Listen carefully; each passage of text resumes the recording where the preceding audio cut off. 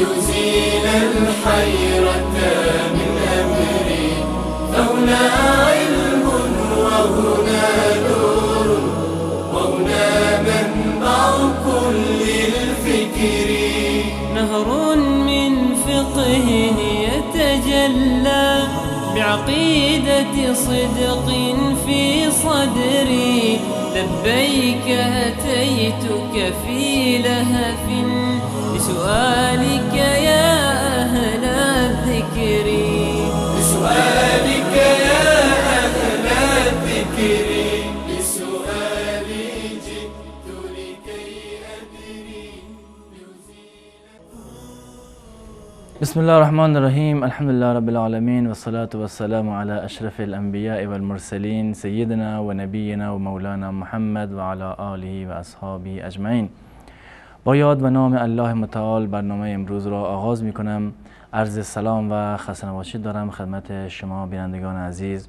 امیدوارم همیشه شاد و خوش و خرم باشین و در پناه الله متعال باشین.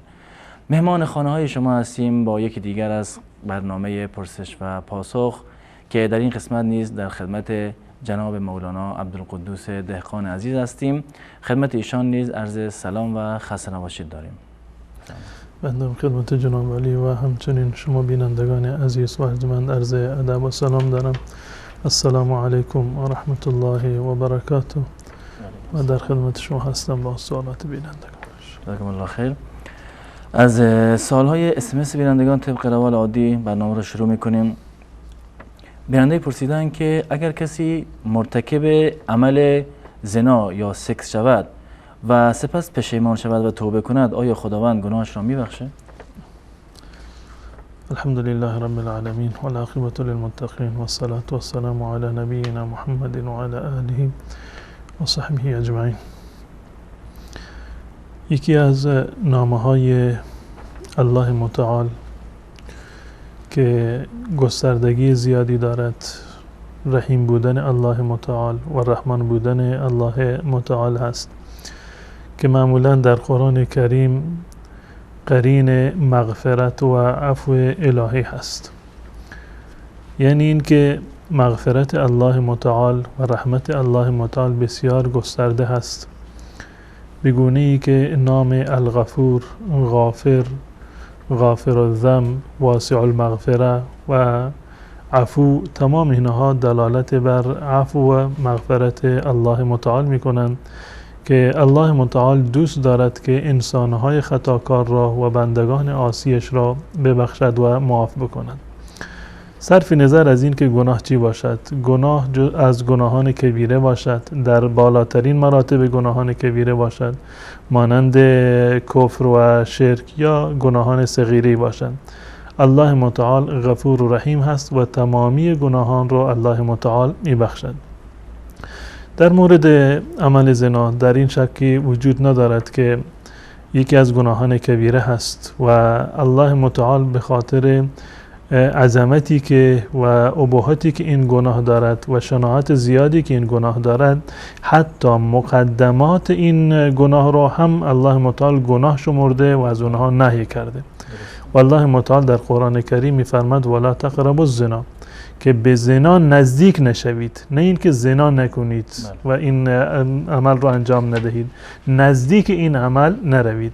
یعنی مقدمات این عمل را هم الله متعال در واقع حرام قرار دادن. انه کان فاحشة و ساء سبیلا، قطعا این یک فاحشه هست، فسادی هست و مسیر بدی هست و عاقبت بدی را برای انسان دارد. از این جهت که از لحاظ شرعی اگر ما نگاه بکنیم، از نگاه عقل ما نگاه بکنیم، از منظر فطرت سلیم انسانی ما نگاه بکنیم، عمل زنا یک عمل ناشایست و در واقع گناه و معصیتی محسوب می شود و این هم معصیت هست در حق الله متعال و هم اسایی هست و در واقع بی‌حرمتی هست در حق زن، در حق خانواده زن، در حق شوهر این زن، در حق در مورد نسب فرزندانی که در واقع از این عمل به وجود میان، زنی که شوهر داشته باشه، مفاسد بسیار زیادی رو در بر دارن.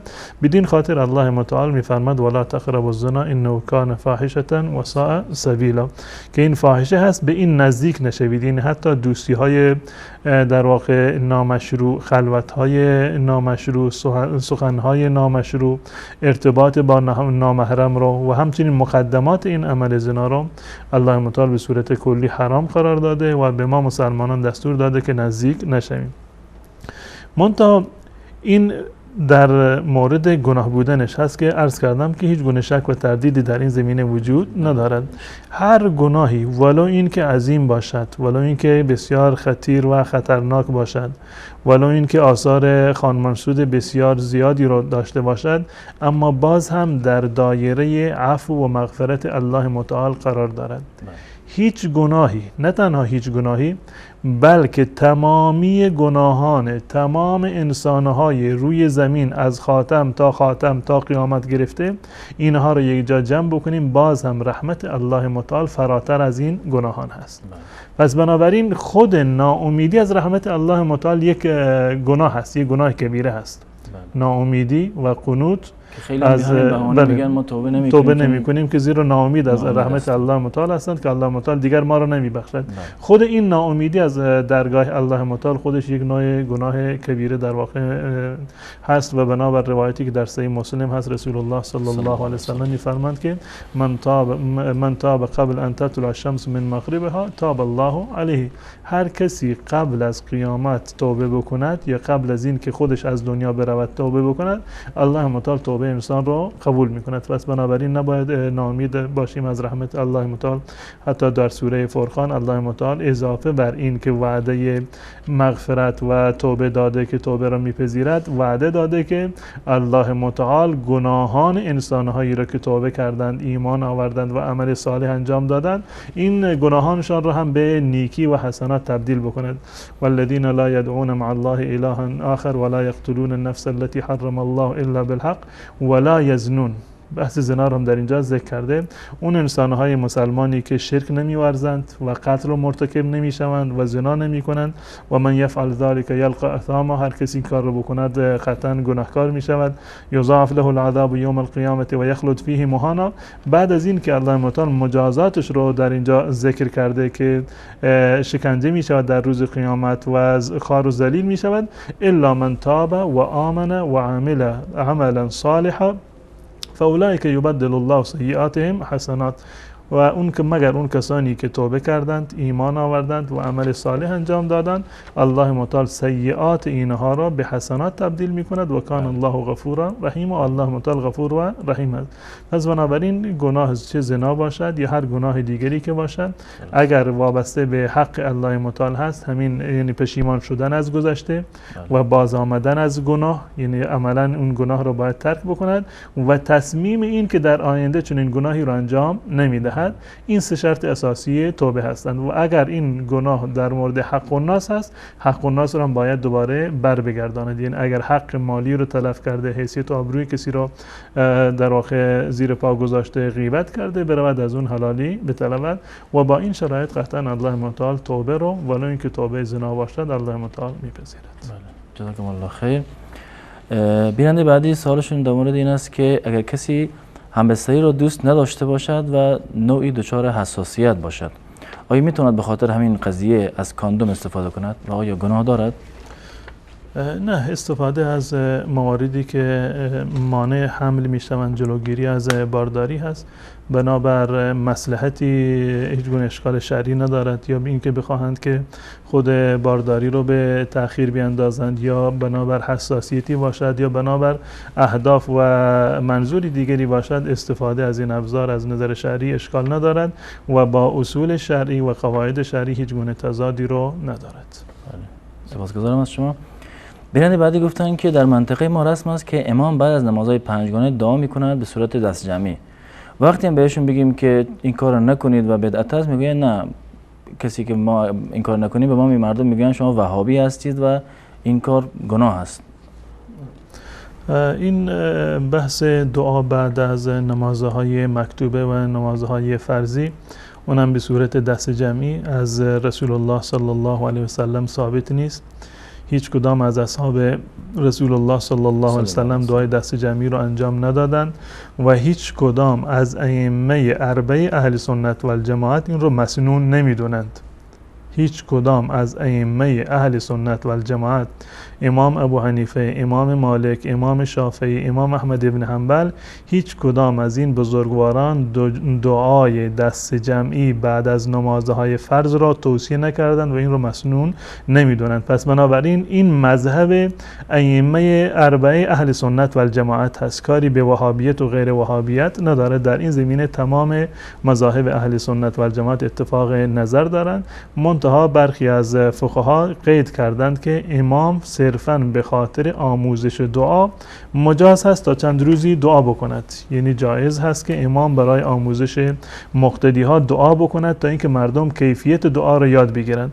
اما به عنوان سنن نماز یا به عنوان آداب نماز یا فراتر از این به عنوان واجبات نماز که اگر امامی دعا نکرد نمازش ناقص هست یا ثواب نماز نمیرسد که یا یک اصلی رو از نماز ترک کرده، این در هیچ یکی از مذاهب اهل سنت و الجماعت ائمه این مذاهب چنین قول و چنین فتوایی رو ندارند. این همه ساخته و پرداخته در واقع برخی از افراد بوده، چه بسا که به خاطر بیم از عامه بوده.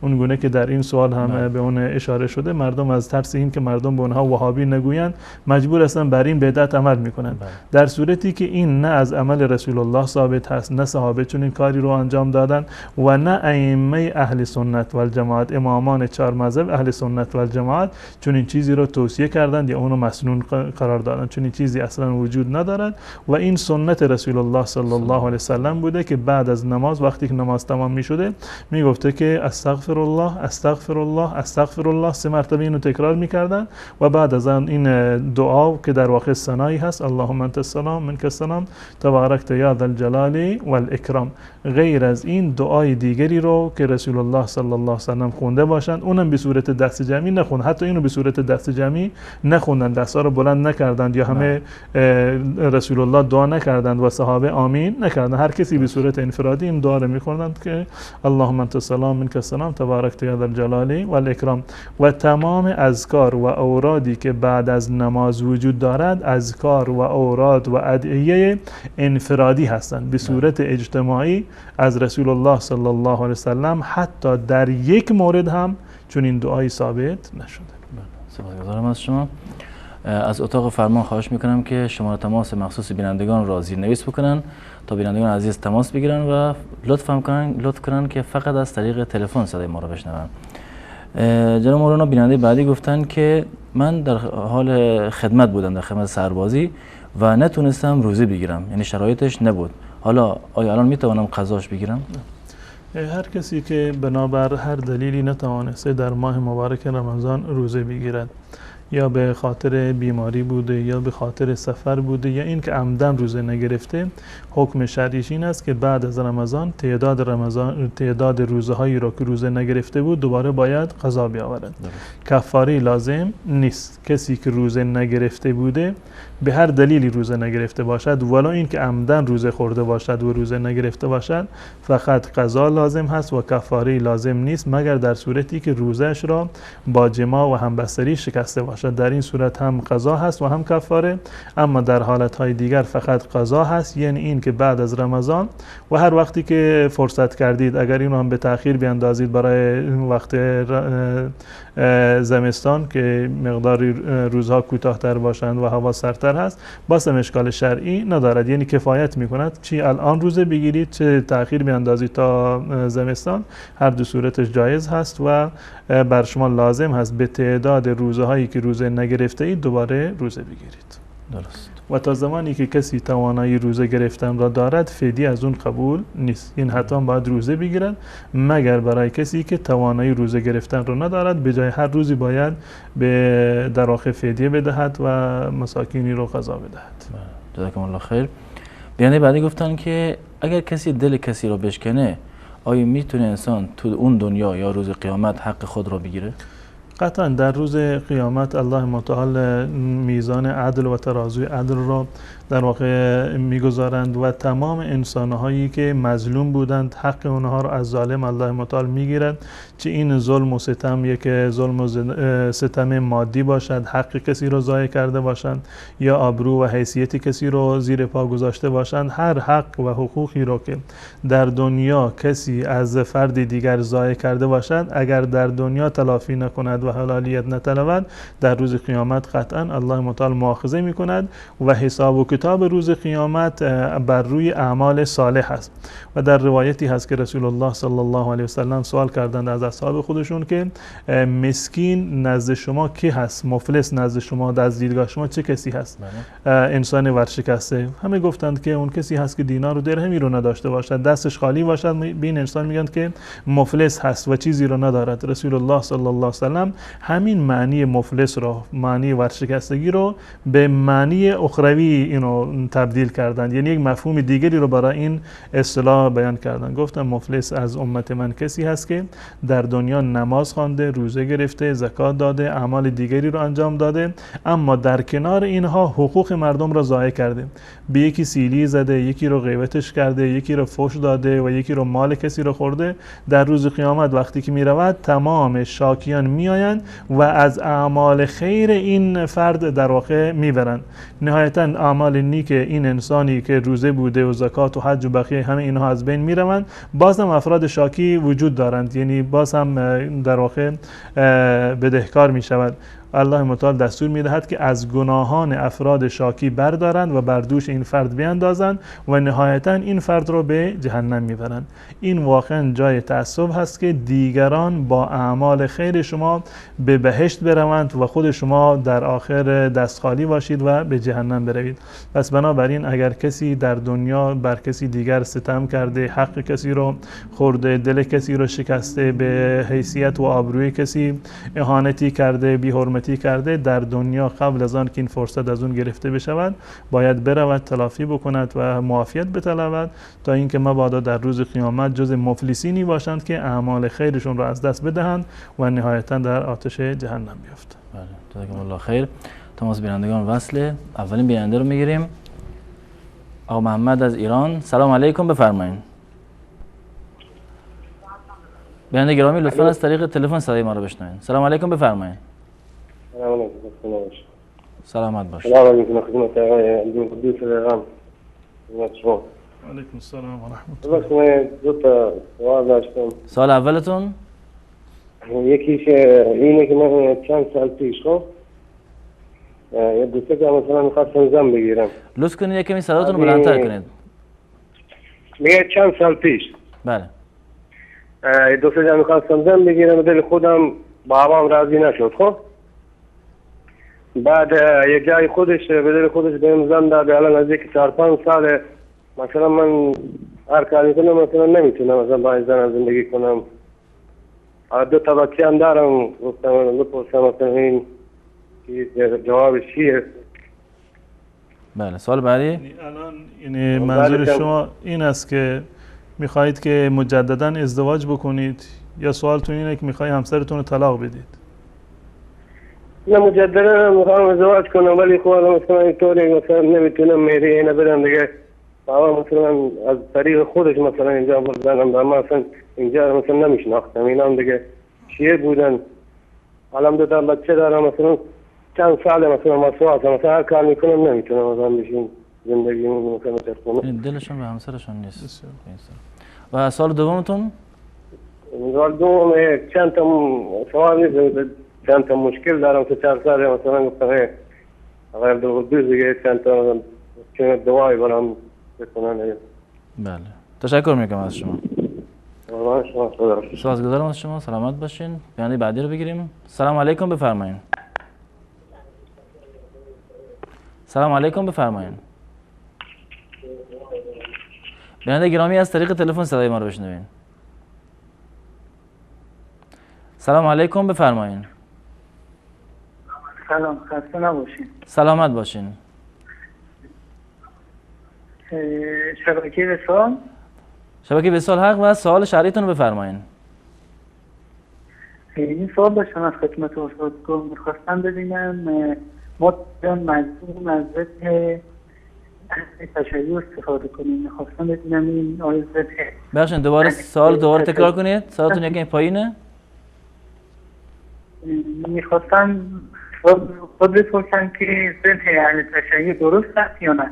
ذبح اهل تشیع یا فقه اهل تشیع، یعنی ذبح قربانی یا فقهشون؟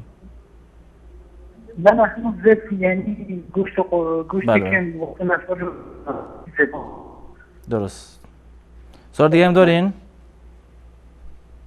نه همینطور. سلامت باشین. تشکر میکنم از شما. بیانیه بعدی رو بگیریم. سلام علیکم، بفرمایید.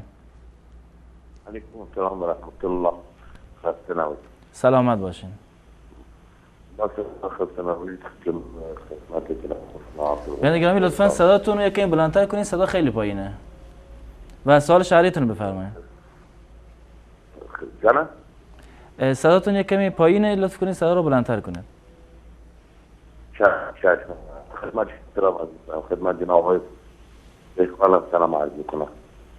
علیکم السلام و رحمت الله. امیدوارم که حالشون خوب باشه. خدمت میکنم دوست سال. بله، سوال اولتون؟ خدمت جناب خاطر این اخوات سوره واقع. بخشیم بیانده گرامی صداتون خیلی پایینه، یعنی یک کمی لطف کنید بلندتر صحبت کنید. من بلند دارم صحبت میکنم، من نمیدونم بهتر شد؟ الان خیلی خوبه، اگه اینجوری ادامه بدین. خیلی جناب خود سوره فارقه واقع که و خدمت کنم که برای رفع گرفتاری و مشکلات و سری سختی های گفته آیا دستورالعمل شرعی هست، آیا آیات قرآنی هست ما اونو بکنیم یا نه؟ درست. سوال دیگه هم دارین؟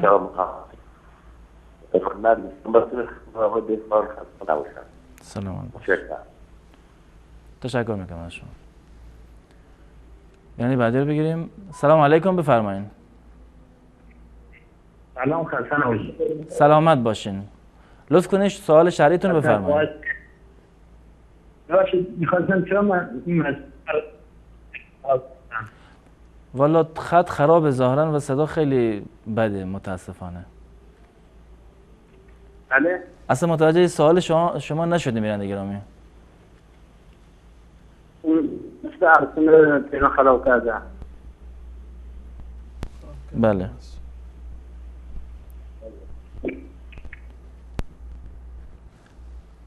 بیانیه بعدی رو بگیریم. سلام علیکم، بفرمایید. الو. سلام علیکم، بفرمایید. لطفاً سوال شرعیتون رو بفرمایید. سلام علیکم، خسته نباشید. و علیکم السلام، سلامت باشین. در خدمت شما هستیم. من بینندگان عزیز خواهش میکنم که از طریق تلفن صدای ما رو بشنون.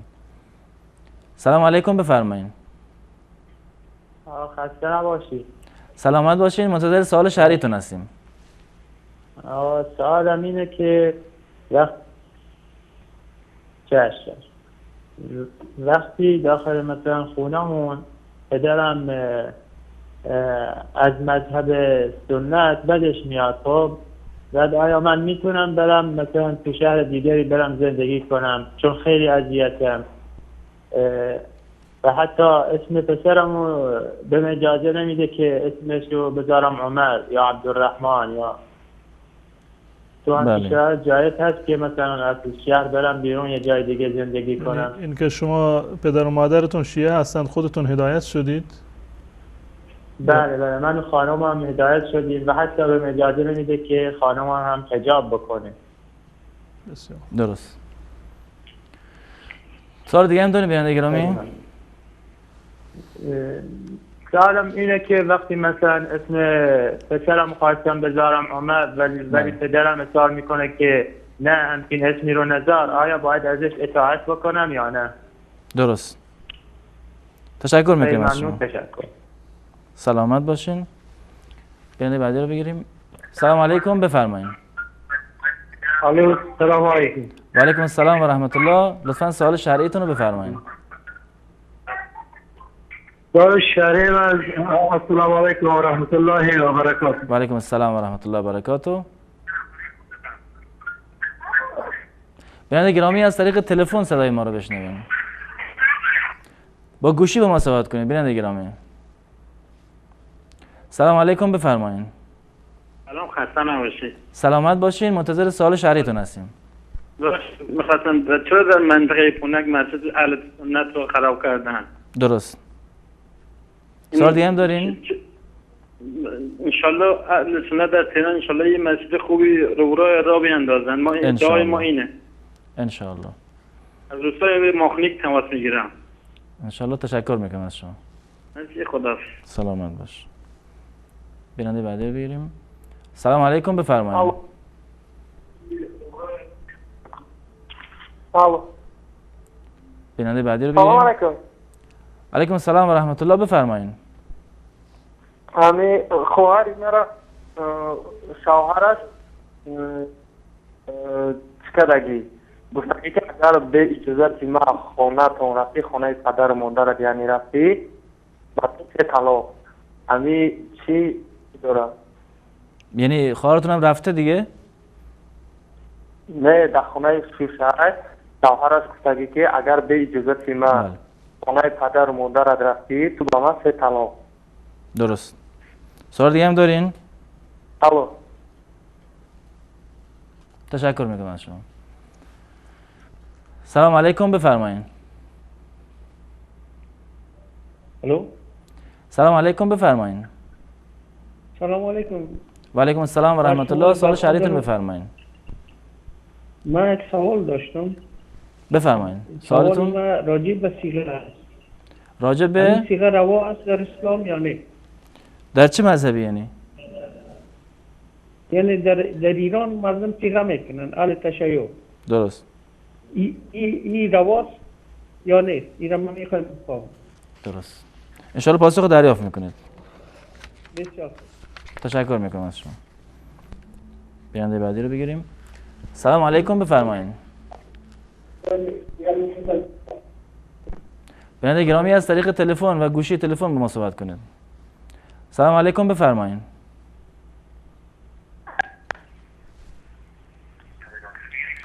الو. سلام علیکم بفرمایید. الو.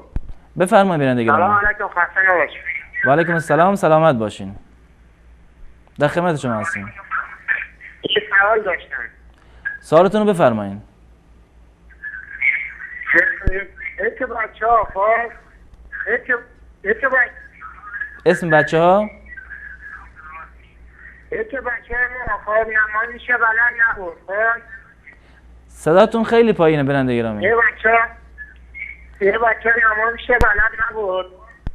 شما متوجه میشین؟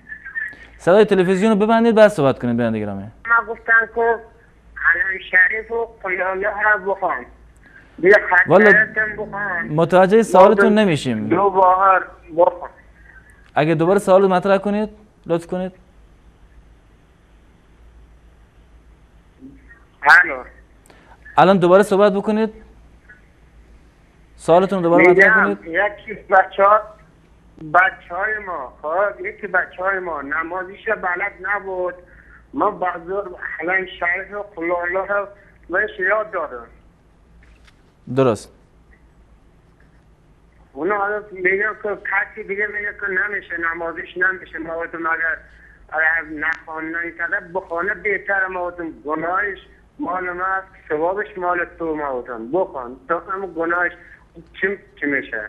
بله. حالا چرا گناه داشته باشه خب؟ علت گناهش چرا میگن گناه داشته باشه اینو؟ چرا گناه داشته باشه؟ بله یعنی انشالله توضیح میدیم. آخرین بیننده باشه تا میانبرنامه بریم. آخرین بیننده رو هم بگیریم. سلام علیکم بفرمایید.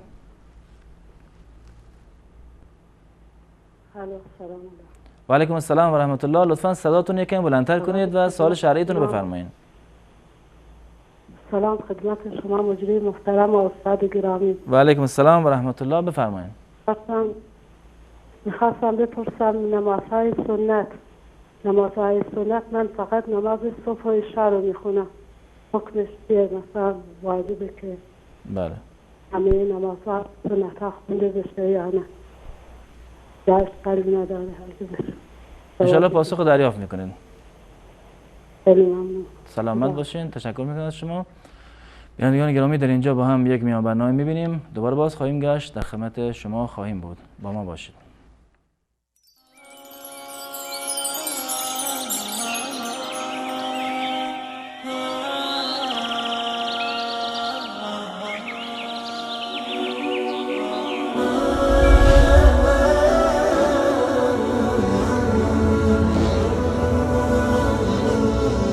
فقد أضعت وتعلم إنما الدنيا منام فأحلى ما تكون إذا انتبهت هي الدنيا إذا سرتك يوما تسوك ضعف ما فيها سهرت تحدث عنهم وتقول كانوا نعم كانوا كما والله كنت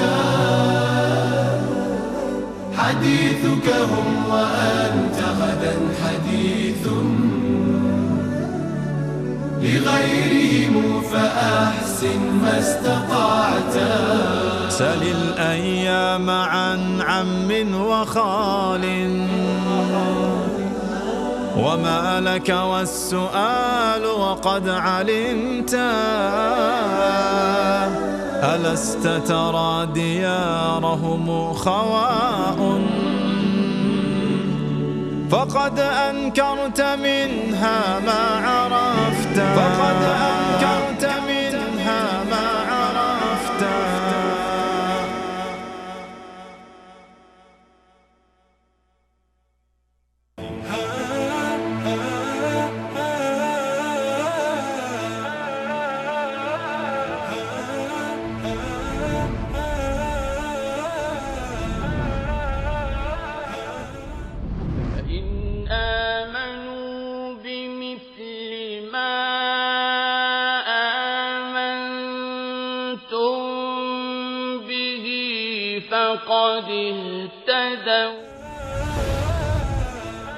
فإن آمنوا بمثل ما آمنتم به فقد اهتدوا فإن آمنوا ایمان شمای صحابه بیاورند به طور قطع هدایت یافتند و اگر از حق روی گردانی کنند پس راه مخالفت و دشمنی را در پیش گرفتند و به زودی الله تو را در برابر شر آنها کفایت خواهد کرد و او شنوا و داناست.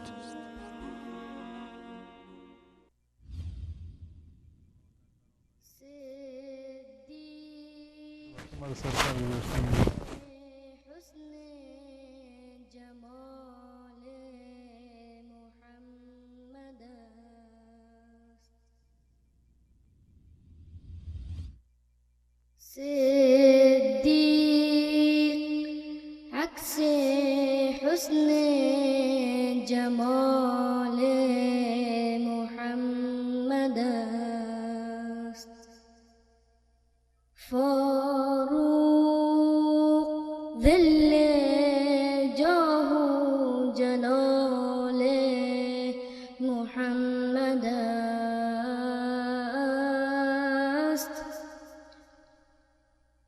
عثمان ضیاء شمع جمال محمد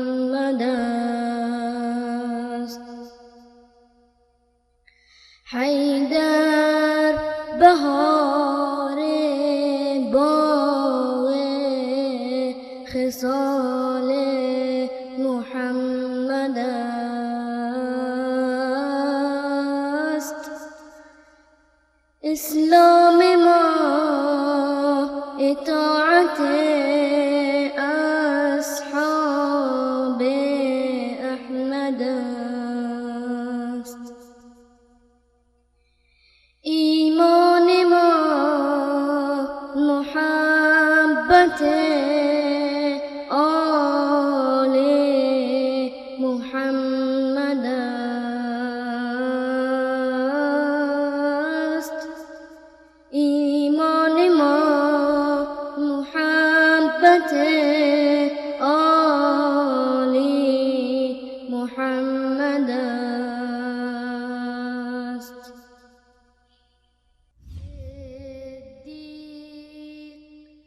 عکس حسن جمال محمد است. فاروق ذل جاه و جلال محمد است.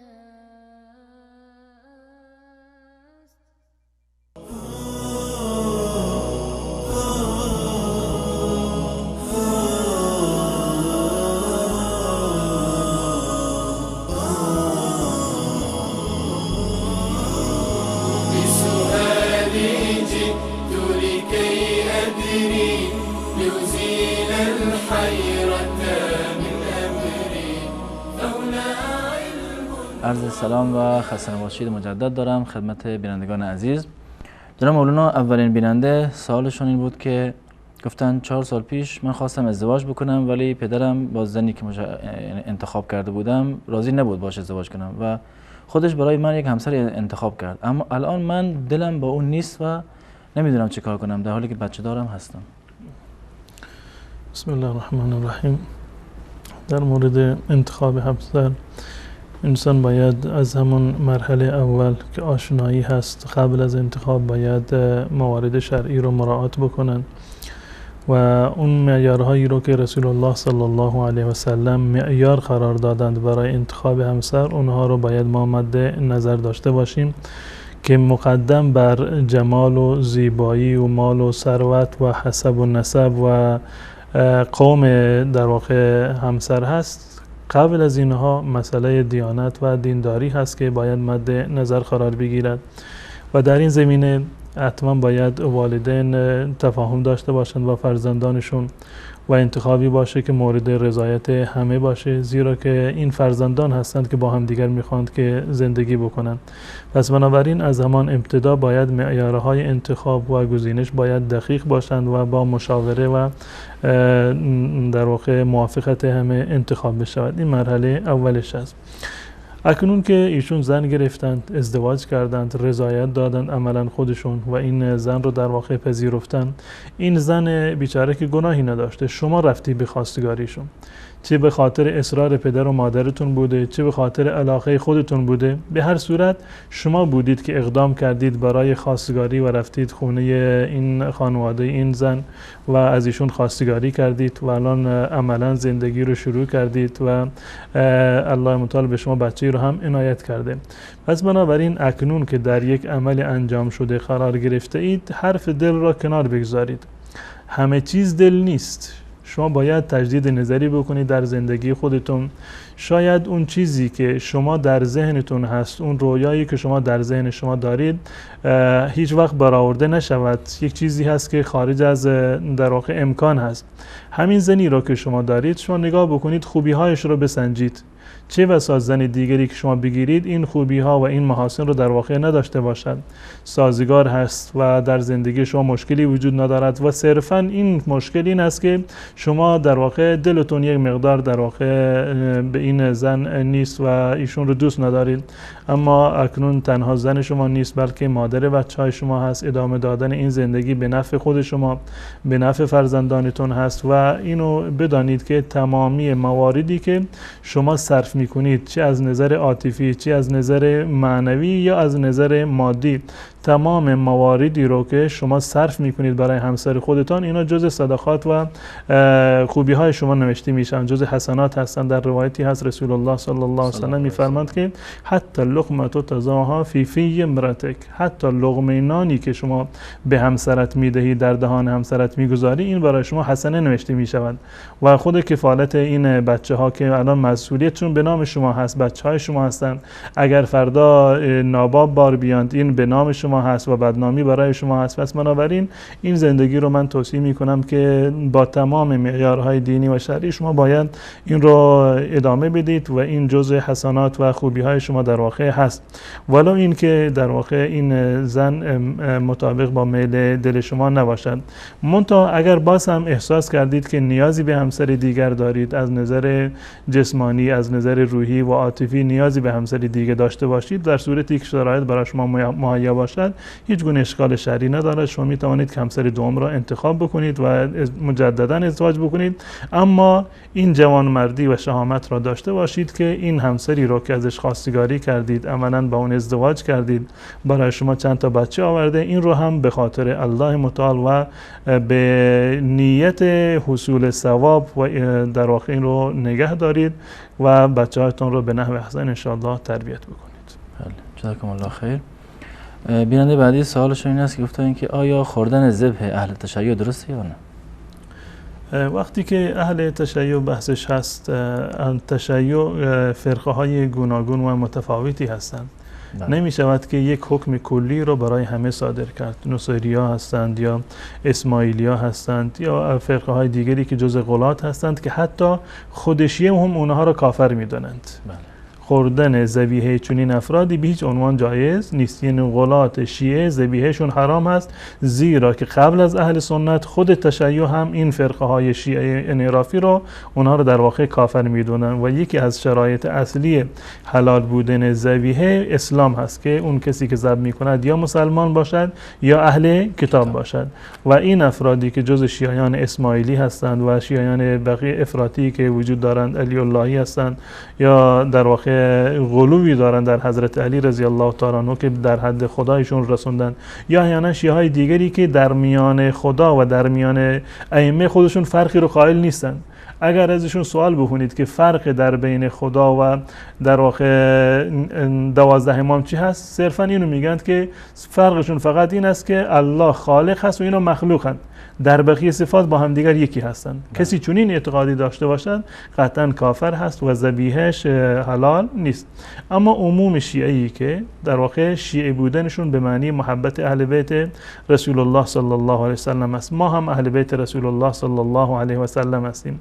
شیعه‌ای که قائل به تحریف قرآن نباشند، شیعه‌ای که اهل غلو و افراط در واقع نباشند، حق خدا را به بندگان خدا نداده باشند و مرتکب شرکیات نشده باشند، مانند عوام شیعه، اینها در واقع مسلمان شمرده می شوند و بناء بر این ذبیحه اونا هم حلال هست. جزاکم الله خیر. سال بعدی بیننده واضح نبود و سال بعدیشون گفتن که آیا برای رفع گرفتاری و مشکلات دعا و آیه‌ای هست؟ قطعا تمامی مواردی که عملی بر شریعت هست اینها تمام جز نکاتی شمرده می شوند که برای رفع گرفتاری در واقع مفید هستند. یعنی التزام شما، پایبندی شما به شریعت اسلامی، این خودش یکی از موارد دفع بلا و مصیبت و مشکلات است.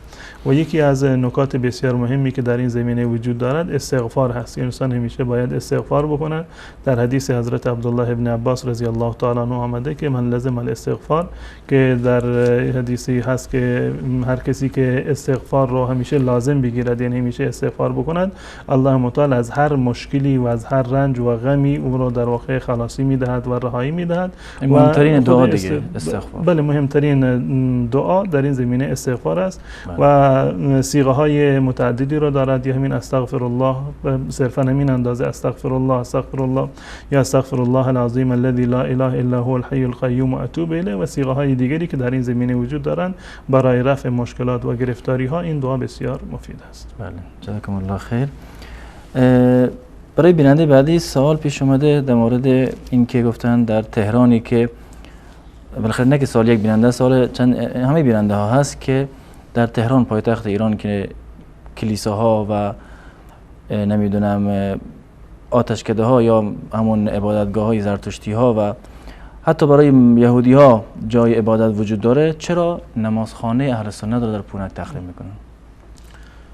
در واقع این یک رنج و درد کهنه‌ای هست که اهل سنت و الجماعت در ایران در واقع داشتن و همچنان دارند. حکومتی که منادی وحدت هست متاسفانه در این زمینه نتوانسته یا نخواسته که گامی را بردارد و در راستای وحدت شیعه و سنی حداقل مجوزی برای اهل سنت و الجماعت به عنوان مجوزی باشد برای ساخت مسجد برای اهل سنت در تهران یا در کلان شهرهای دیگر. متاسفانه عملا چنین اتفاقی در جمهوری اسلامی بعد از گذشت نزدیک به 4 دهه چنین اتفاقی نیفتاده و در این زمینه جالب هست که یعنی توجیه عاقلانه‌ای و قابل قبولی تاکنون جمهوری اسلامی به اهل سنت و الجماعت نداده که به چه دلیل و بنابر چه توجیهی نمیخواهید که به اهل سنت و الجماعت مسجد بدهید در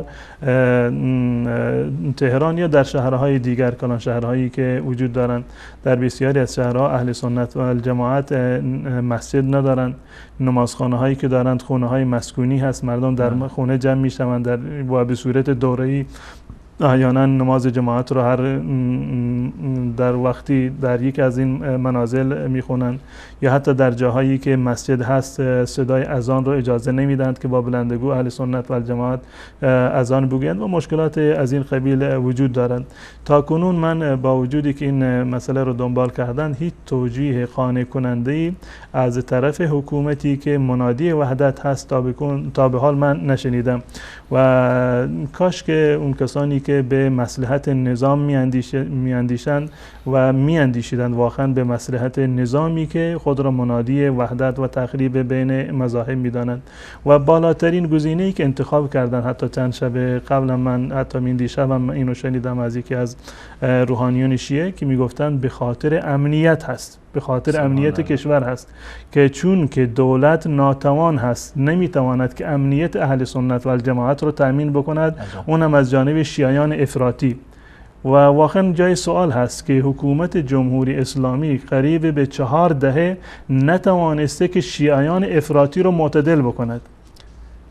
مذهبی که دعوتشون و فراخوانشون وحدت هست بین نه تنها بین شیعه و سنی، نه تنها در داخل ایران بلکه تمام کشورهای جهان اسلام را میخواند که متحد بکنند. در جایی که ام القرای جهان اسلام اون را مینامند بهائی‌ها امنیت دارند. دولت توانسته که بهائیت رو از افراطیان شیعه حفظ بکند، یهودیت رو و همچنین نصرانی، تمام ادیانی که وجود دارند آسمانی و غیر آسمانی امنیتشون در تهران و در شهرهای بزرگ ایران تأمین شده، اما دولت ناتوان هست و نمیتواند که امنیت مسجدی رو برای اهل سنت و الجماعت تأمین بکند.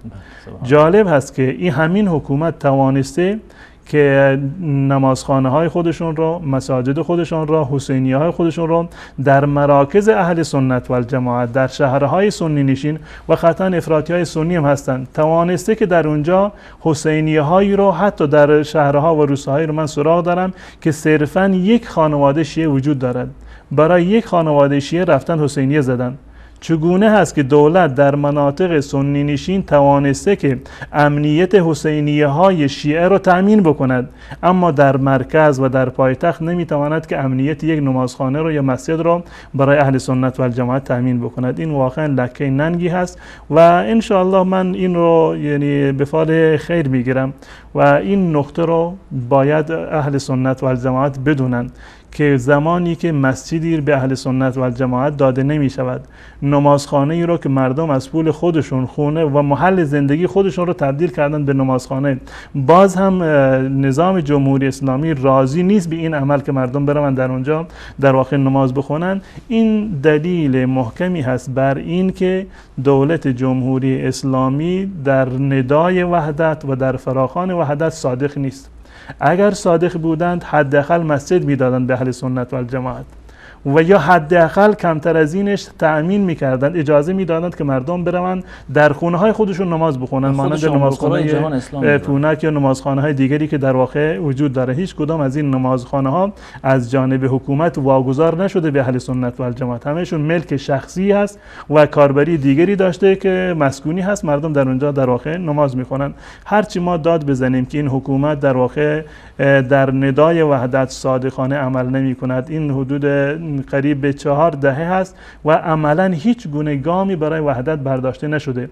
با این که علمای اهل سنت و الجماعت تمام کارشکنی هایی که انجام میگیرد و میخواند که دامن بزنند اختلاف میان شیعه و سنی رو، اهل سنت و الجماعت علمایشون و بزرگان و رهبرانشون با هوشیاری تمام این تمام مشکلات رو حل میکنند و این موانع رو و این در واقع گزینه هایی رو که برای ایجاد تفرقه هست اینا رو از بین میبرند. باز هم متاسفانه در حکومت جمهوری اسلامی میاند و نمازخانه اهل سنت و الجماعت رو تخریب میکنند. این دلیل بر این است که شیعه نمیخواهد اهل سنت و الجماعت رو تحمل بکند و دلیلی دیگر غیر از این وجود ندارد. تأمین امنیتش کار مشکلی نیست. اگر دولت نمیتواند امنیت اهل سنت رو در واقع تأمین بکند، خود اهل سنت این توانایی دارند. در تهران، در کلان شهرها میتوانند خودشون رو حفظ بکنند، تأمین خودشون رو حفظ بکنند و این یک دلیل واهی هست، بهانه واهی هست. هیچ یکی از شیعیان فرخیخته، کسانی که اهل سنت رو شناختند، نمیان بر مسجد اهل سنت و جماعت حمله بکنند یا اهل سنت را اذیت و آزار بکنند. این فقط و فقط خواسته حکومت هست. به صلاح مذهب شیعه نیست که مسجدی، مکانی به عنوان عبادتگاه مسلمانان اهل سنت و الجماعت در اینجا مطرح بشود. زیرا زمانی که یک مسجدی که اهل سنت و الجماعت داشته باشند در تهران، یک نمادی از دیانت و دینداری و اخلاق و عرفان و قرآن و اسلام هست و این نماد را با نماد شیعه مقایسه بکنند، میبینه قابل مقایسه نیست. اسلام واقعی بدون تبلیغ کردن، بدون بیان در واقع از جانب اهل سنت و الجماعت، خود شیعه تفاوت رو کاملا احساس میکنن و شیعه از این و حکومت از این نقطه هراس دارد. وگرنه تامین امنیت چند نفر نمازگزار در یک جا هیچ کار مشکلی نیست، همون گونه که توانستند که امنیت کلیساها و عبادتگاه های بقیه فرق و ادیان رو در واقع حفظ بکنن. اینم برای دولت کار مشکلی در واقع نیست، منتها مسائلی پشت پرده هست که نمیخواند و یا اینکه نمیتوانند اونها رو بیان بکنند. بله، سپاسگزارم از شما. واقعا دردیه دیگه، خدا انشالله آن رو درمان کند. بیننده بعدی باز از کسانی بودن که تازه به کاروان اهل سنت پیوستند و گفتن که در منزل پدر، در خانه پدری زندگی میکنن، با همسرشون هدایت شدن. گفتن پدرشون به مذهب راضی نیستن و او رو دچار مشکلات قرار دادن. آیا میتونن به خاطر این از شهرشون هجرت بکنن، به شهر دیگه برن؟ و سوال دیگه هم این بود، گفتن که میخوام اسم پسرم رو عمر و عبدالرحمن بذارم ولی پدرم راضی نیست، آیا باید از پدرم اطاعت بکنم؟ در مورد این عزیزانی که موحد شدند، من این توصیه رو دارم که مراعات بکنن بسیاری از مسائل رو در یک جامعه‌ای که هنوز نتوانسته که اهل سنت و الجماعت رو هضم بکنن، نه این که افرادش بلکه خود حکومت و مسئولینش نمیتوانند اهل سنت و الجماعت رو تحمل بکنند. شما حداقل مراعات بکنید بسیاری از این موارد را و به قول عامیانه تو روی پدر و مادرتون یا جامعهتون در واقع نیستید و این دیانت شما، سنی شدن شما، اعتقاد شما یک چیز درونی هست. در ظاهر چندان تفاوتی وجود نداره، آن تفاوتایی که مثلا در کیفیت نماز خوندن هست و این هم قابل حل هست. یعنی شما می توانید به گونه‌ای نماز بخوانید که دور از چشم خانواده باشند یا حداقل حساسیتی در این زمینه در واقع ایجاد نشود و این بهترین راه برای حفظ خودتان و برای حفظ آرامش خودتان هست و دین خودتان را و اعتقاد خودتان را به صورت و به نحو احسن شما می توانید که به این وسیله حفظ بکنید و لازم نیست که حتما داد بزنید که شما در واقع سنی شدید و اگر نمی توانید واقعا در اونجا اهل دین باشید، زیرا که دیانت ممکن هست فقط برخی از این شعائر ظاهری رو شاید نتوانید شما در اونجا در واقع انجام بدهید، اما اگر واقعا خواسته باشید و پدر و مادرتون به شما نیاز نداشته باشند، از نظر شرعی جایز هست برای شما که بروید در یک منطقه سنی نشین بروند هجرت بکنن و بروند در اونجا سکونت بکنن. اما اگر پدر و مادرتون نیاز به خدمت دارن، نیاز به سرپرستی دارن، من توصیه میکنم که این در واقع کم مهری های پدر و مادرتون را تحمل بکنید. این در میزان میزان حسنات شما هست و در کنار پدر و مادر باشید و این هم سعی بکنید که به نحو احسن پدر و مادر خودتون را انشالله دعوت بکنید که اونها به امید خدا موحد بشن. اما در مورد اسم فرزندتون که میخواهید عمر بگذارید، در جامعه‌ای که اجازه نمیدهند که اسم عمر بر فرزندان شما گذاشته بشود، در خانواده، در جامعه، شاید از نظر حکومت و دولت هم مشکلی برای این نامگذاری وجود داشته باشد، لزومی ندارد که شما اصراری بر این داشته باشید که نام فرزند شما عمر باشد. همین که شما عقیده عمر را داشته باشید، دین عمر را داشته باشید، همین کفایت میکند و واجب نیست که شما نام فرزندتون عمر باشد. اما اطاعت از پدر و مادر بر شما واجب هست. تفاوتی نداره که این پدر و مادر شیعه باشند یا اهل سنت و الجماعت باشند یا حتی اگر کافر باشند. در مواردی که تضادی با دیانت ندارد شما باید حتی از پدر و مادر کافر خودتون هم در واقع اطاعت بکنید، چه برسد که مسلمان باشند، شیعه باشند یا اهل سنت و الجماعت باشند.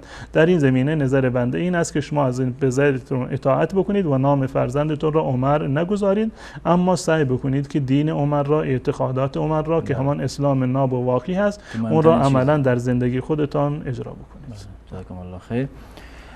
بیننده بعدی گفتن که شوهر خواهرشون به خواهرشون گفتن اگه به خونه پدرت بری 3 طلاق هستی و او هم نرفته. حالا این کارشون چه حکمی داره و اصلا آیا شوهر اجازه داره همسرش رو از صله رحم منع کنه؟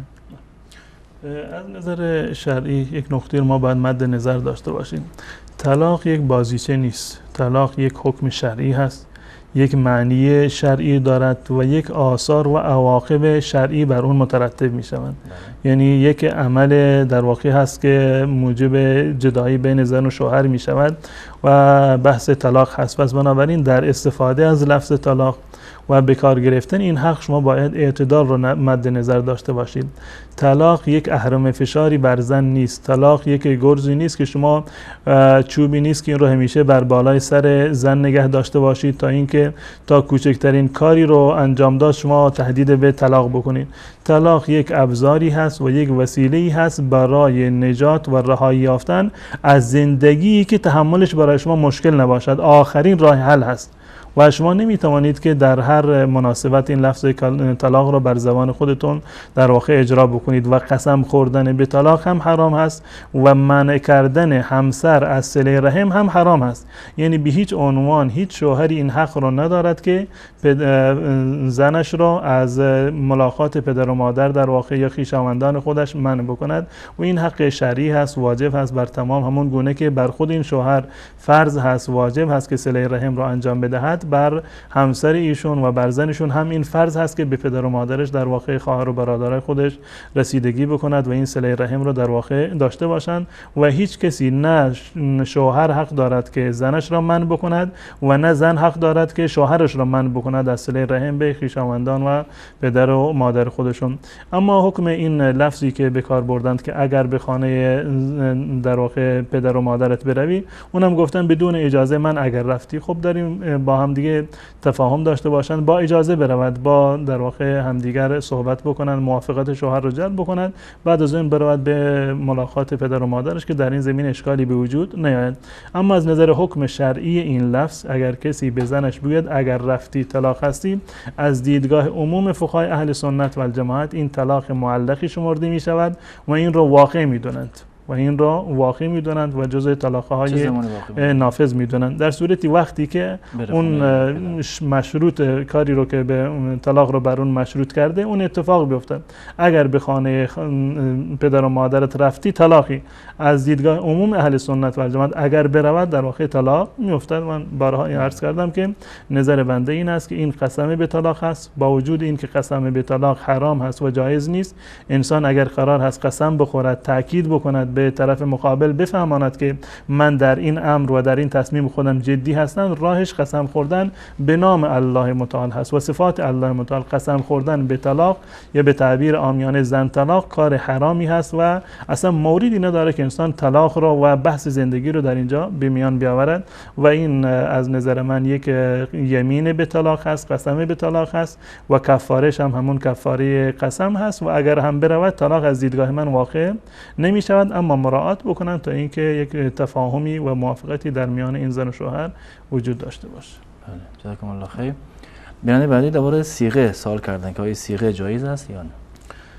در مورد صیغه یا همون ازدواج موقت، یعنی ازدواجی که در آن وقتی تعیین شده، دیدگاه عموم اهل سنت و الجماعت مذاهب اربعه و بقیه فقها و مجتهدین اهل سنت و الجماعت این است که با استناد از آیات قرآن و احادیث رسول الله صلی الله علیه وسلم این مورد حرام هست. یکی از نکاح‌هایی بوده که در زمان جاهلیت وجود داشته و در ابتدای اسلام و در مواردی از جانب رسول الله صلی الله علیه وسلم مجاز شمرده شده، اما نهایتا رسول الله صلی الله علیه وسلم نکاح متعه را یا نکاح موقت را در واقع حرام قرار دادند و از نظر ظاهری و از نظر آثاری که در واقع به جا میماند شما نمیتوانید که در میان زنا و ازدواج موقت تفاوت چندانی را مشخص بکنید. تفاوت چندانی در میان زنا و در میان صیغه یا ازدواج موقت وجود ندارد و تمام آثار منفی را که در مورد زنا و فاحشه‌گری هستند در مورد متعه هم در واقع صدق می‌کنند. قطع نظر از این موارد استناد ما به نصوص شرعی هست. روایتی هست در بخاری و مسلم از حضرت علی رضی الله تعالی صراحت دارد بر این که نهى رسول الله صلی الله علیه و سلم عن متعه النساء یوم خیبر، که رسول الله صلی الله علیه و سلم در روز جنگ خیبر از نکاح متعه زنان منع کردند. یا در روایت دیگری که از صبره جهنی اومده در صحیح مسلم هست، رسول الله صلی الله علیه و سلم صراحتا فرمودند که یا ایها الناس اینی قد اذنت لكم فی الاستمتاع من النساء، ای مردم من قبلا به شما اجازه داده بودند که شما متعه بکنید، یعنی با زنان و این نکاح متعه را انجام بدهید، که و ان الله حرم ذلك الی یوم القیامه، الله متعال این رو تا روز قیامت برای شما حرام قرار داده. این روایاتی که اهل سنت و الجماعت دارند نظیر این روایات را، مشابه این روایات در مذهب شیعه هم وجود دارند.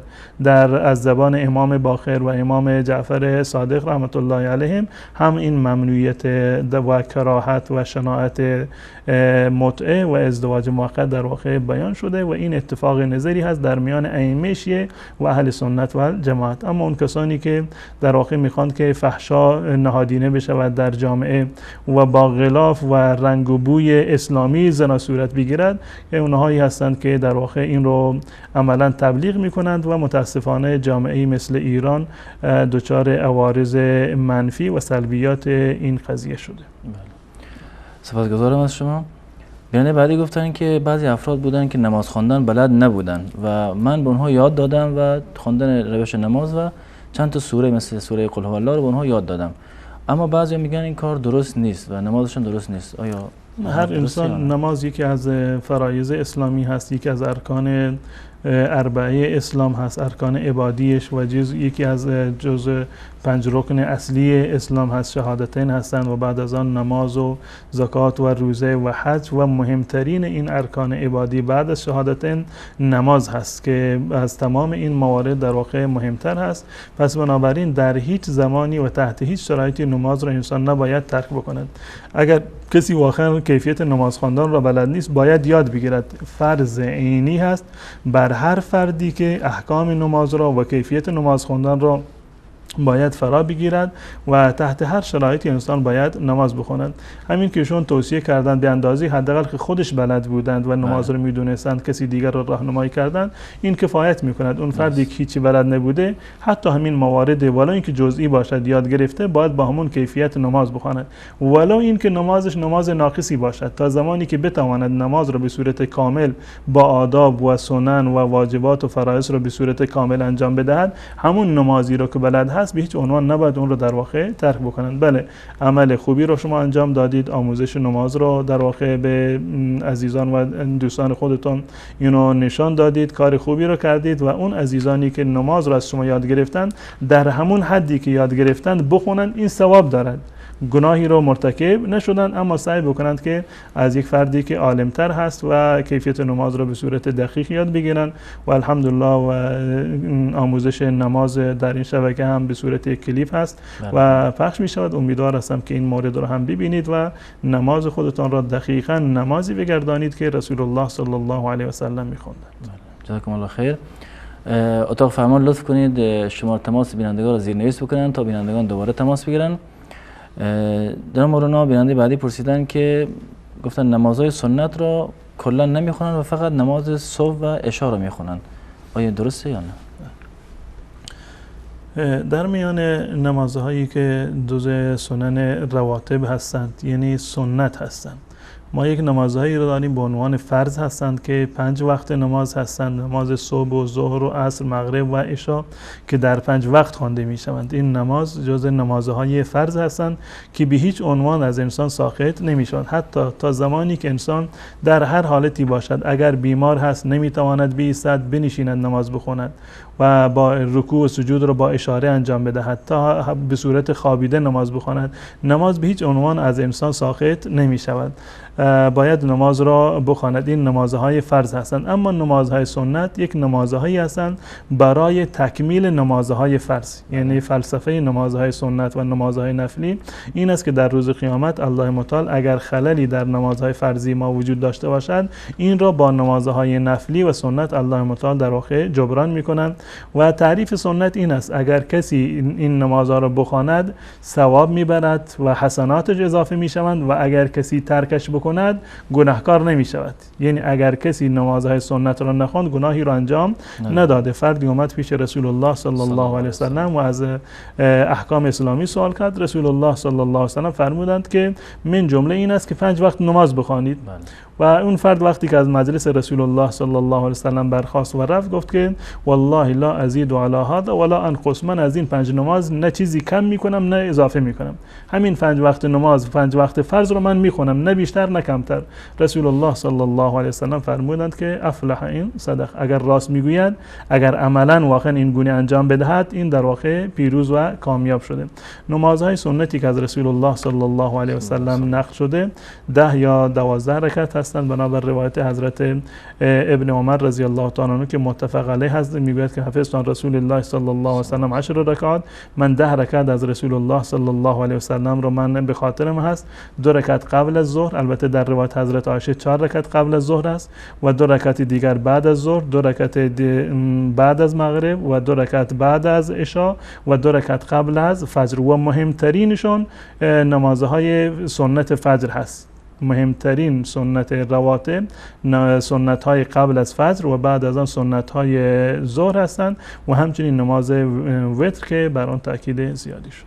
جزاکم الله خیر. تماس بینندگان وصله. اولین بیننده رو میگیریم. فقط بینندگان لطفاً از طریق تلفن صدای ما رو بشنوید. سلام علیکم. منتظر پخش صداشون در تلویزیون نباشید. سلام علیکم، بفرمایید. سلام علیکم، بفرمایید بیننده گرامی. زیبا تاجیکستان زنگ میزنم. علیکم سلام. در خدمت شما هستیم. برادر چی پرسیدنی بدم؟ همین امام ابو حنیفه رحمت الله علیه در نماز ویتر دعای قنوت میخوندن. امیر سوال داریم بدم. بخشید. علیکم سلام و رحمت الله و برکاته. سلامت باشین. ان شاء الله پاسخ دریافت میکنین. تشکر میکنم از شما.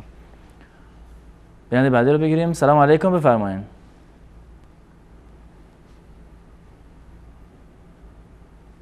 سلام علیکم، بفرمایید.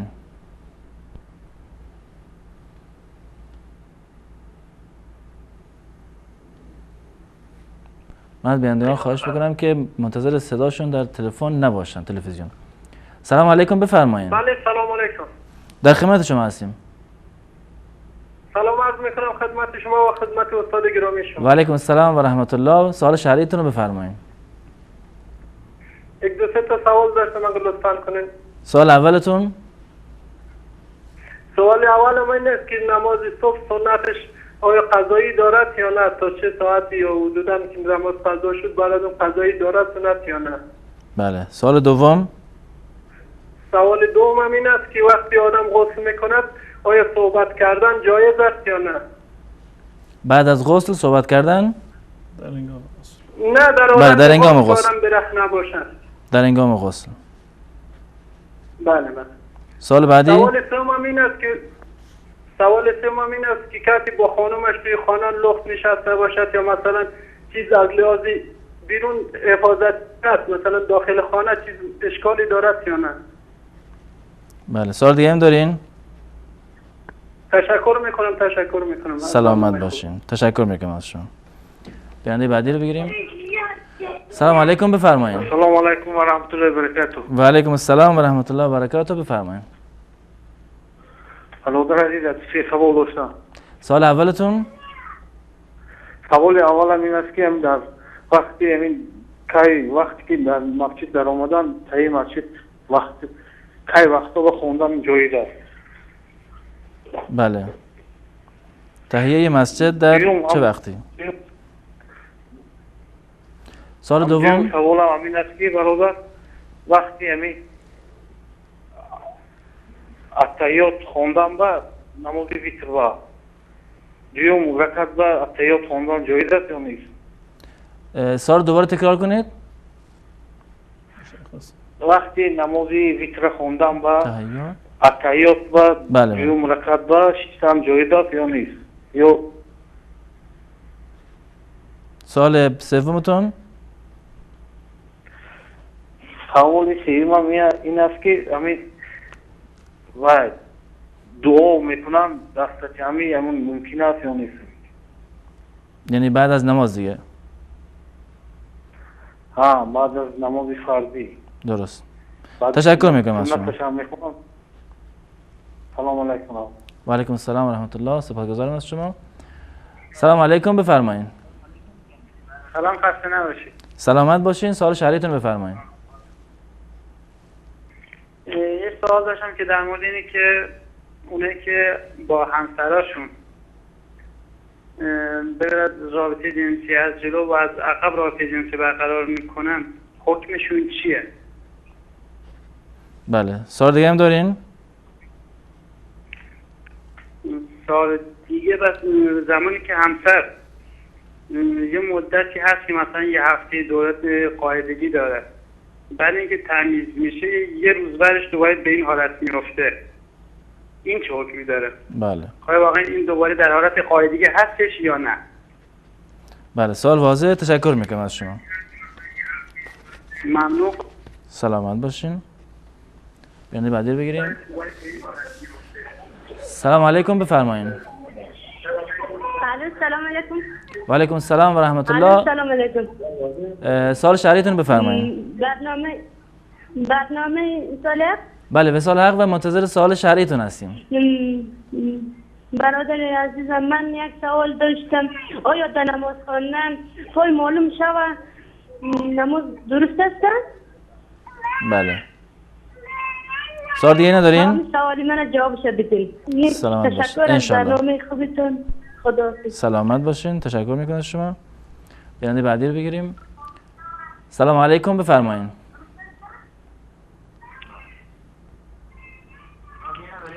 بیننده گرامی از طریق تلفن با من صحبت بکنید. سلام علیکم بفرمایید.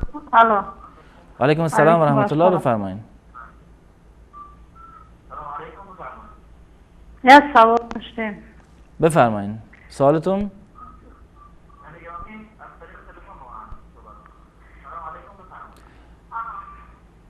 بیننده بعدی رو بگیریم.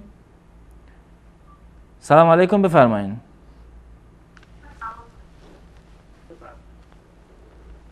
سلام علیکم بفرمایید. تماس قطع شد. سلام علیکم بفرمایید. خوبه؟ سلامت باشین. در خدمت شما هستین. سوال شهریتون بفرمایید. یه دونه سوال لطفاً شمرده و با صدای بلند صحبت کنید. میگم دو تا سوال داشتم. این آقای سلیمانی برنامه قرآنش که؟ آقای سلیمانی برنامه قرآن؟ بله. روز سه‌شنبه و جمعه.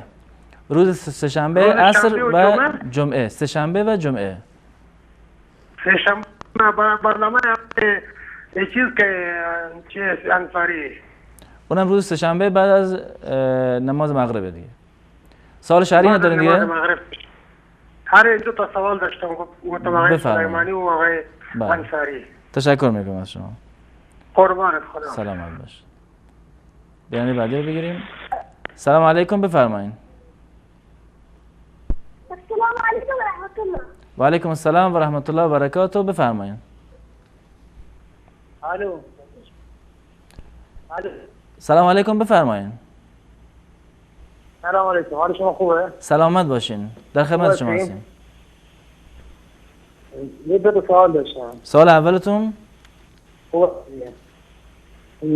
من با همسرم گرفتم شد. خب بله. همسرم گفت من بله. دارن تماسشون قطع شد. بیننده بعدی رو بگیریم. الو. بیننده گرامی لطفاً از طریق تلفن با من حرف بزنید. سلام علیکم، بفرمایید. برادر سوال داشتیم. بفرمایید. همین زحمتی که خونده شد اول یک کسی میگه دم برای میگه. یکمی صداتون رو بلندتر بکنید و دوباره سوال بکنید. نه با این زحمتی که خونده شد اول یک کسی دیگه میگه امرت. متوجه سوال نشدم.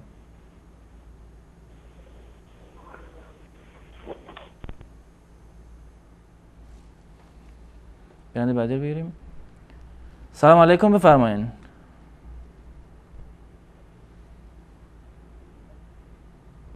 سلام علیکم، بفرمایید. و علیکم السلام و رحمت الله، بفرمایید. برادر عزیز یک سوال داشتم. در خدمت شما هستیم. نام ما عبدالرحمن اکا. بله آقا عبدالرحمن، بفرمایید. برادر عزیز در وقت اتحیات خواندن انگشت توپ برداشتن جایز است؟ نه. در وقت تحیات؟ بله. دنباله سوال چی بود؟ سوال ما در وقت اتحیات انگشت خود رو برداشتن جایز است یا نه؟ درست. سوال دیگه ندارین؟ بله. تشکر میکنم از شما. سوال ندارم. بیننده بعدی رو بگیریم. سلام علیکم، بفرمایید.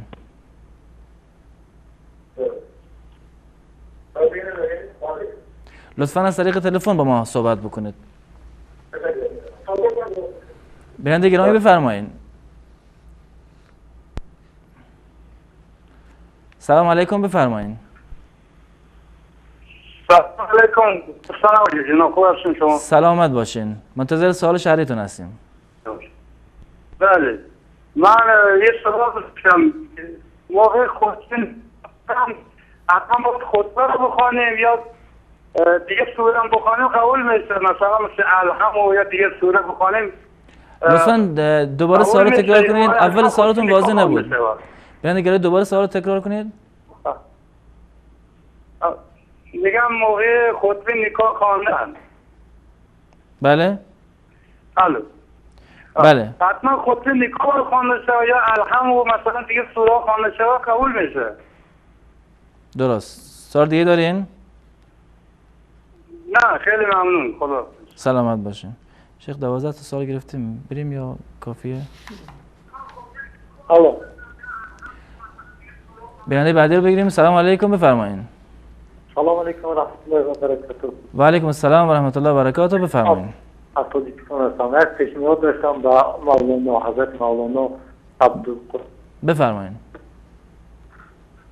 حضرت ایشان برای تاجیکستان یک کلیپ خواندن نماز طبق مذهب امام ابو حنیفه پیشنهاد میکردن. این پیشنهاد دیگه. ما بسیار مولانا حرمت میکنیم و گوش میکنیم. بله. البته در منطقه که علمای احناف وجود دارن و میشه از اونجا استفاده بکنیم دیگه. اینجا برای طبق مذهب امام ابو حنیفه. درست. السلام علیکم و رحمت الله. تشکر میکنم از شما.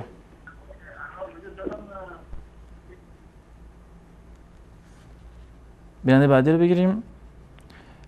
سلام علیکم، بفرمایید.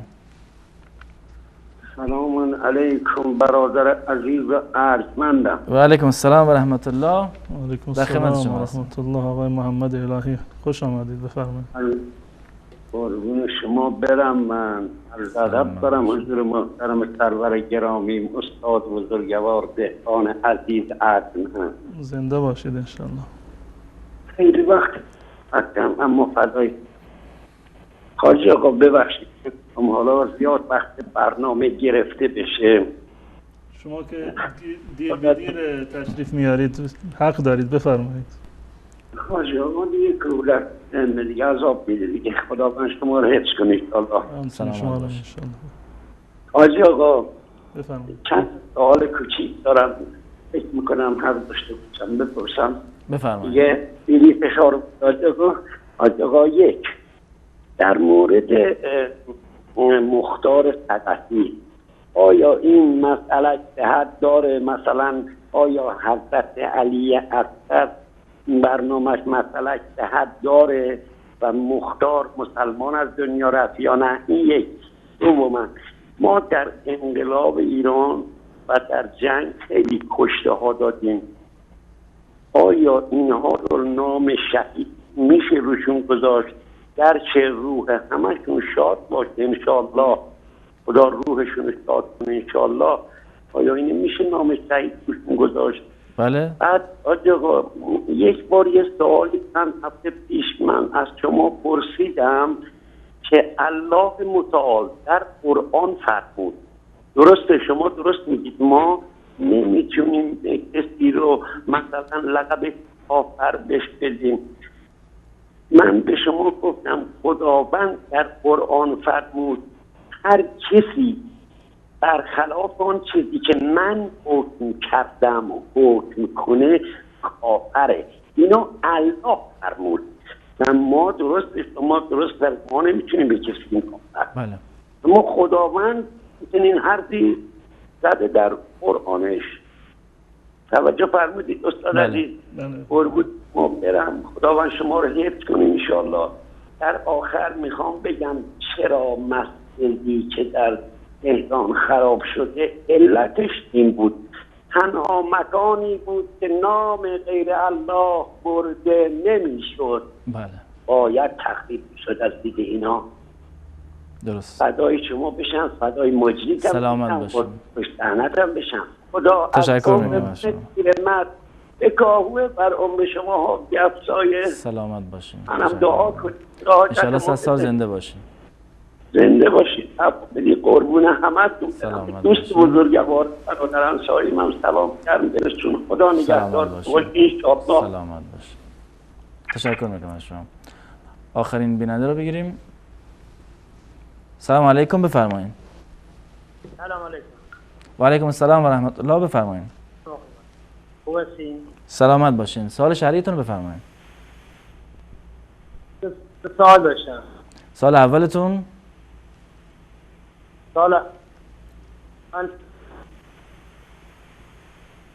بله. الو. سال اولتون رو بفرمایید. لطف کنید با تلفن با ما صحبت کنید.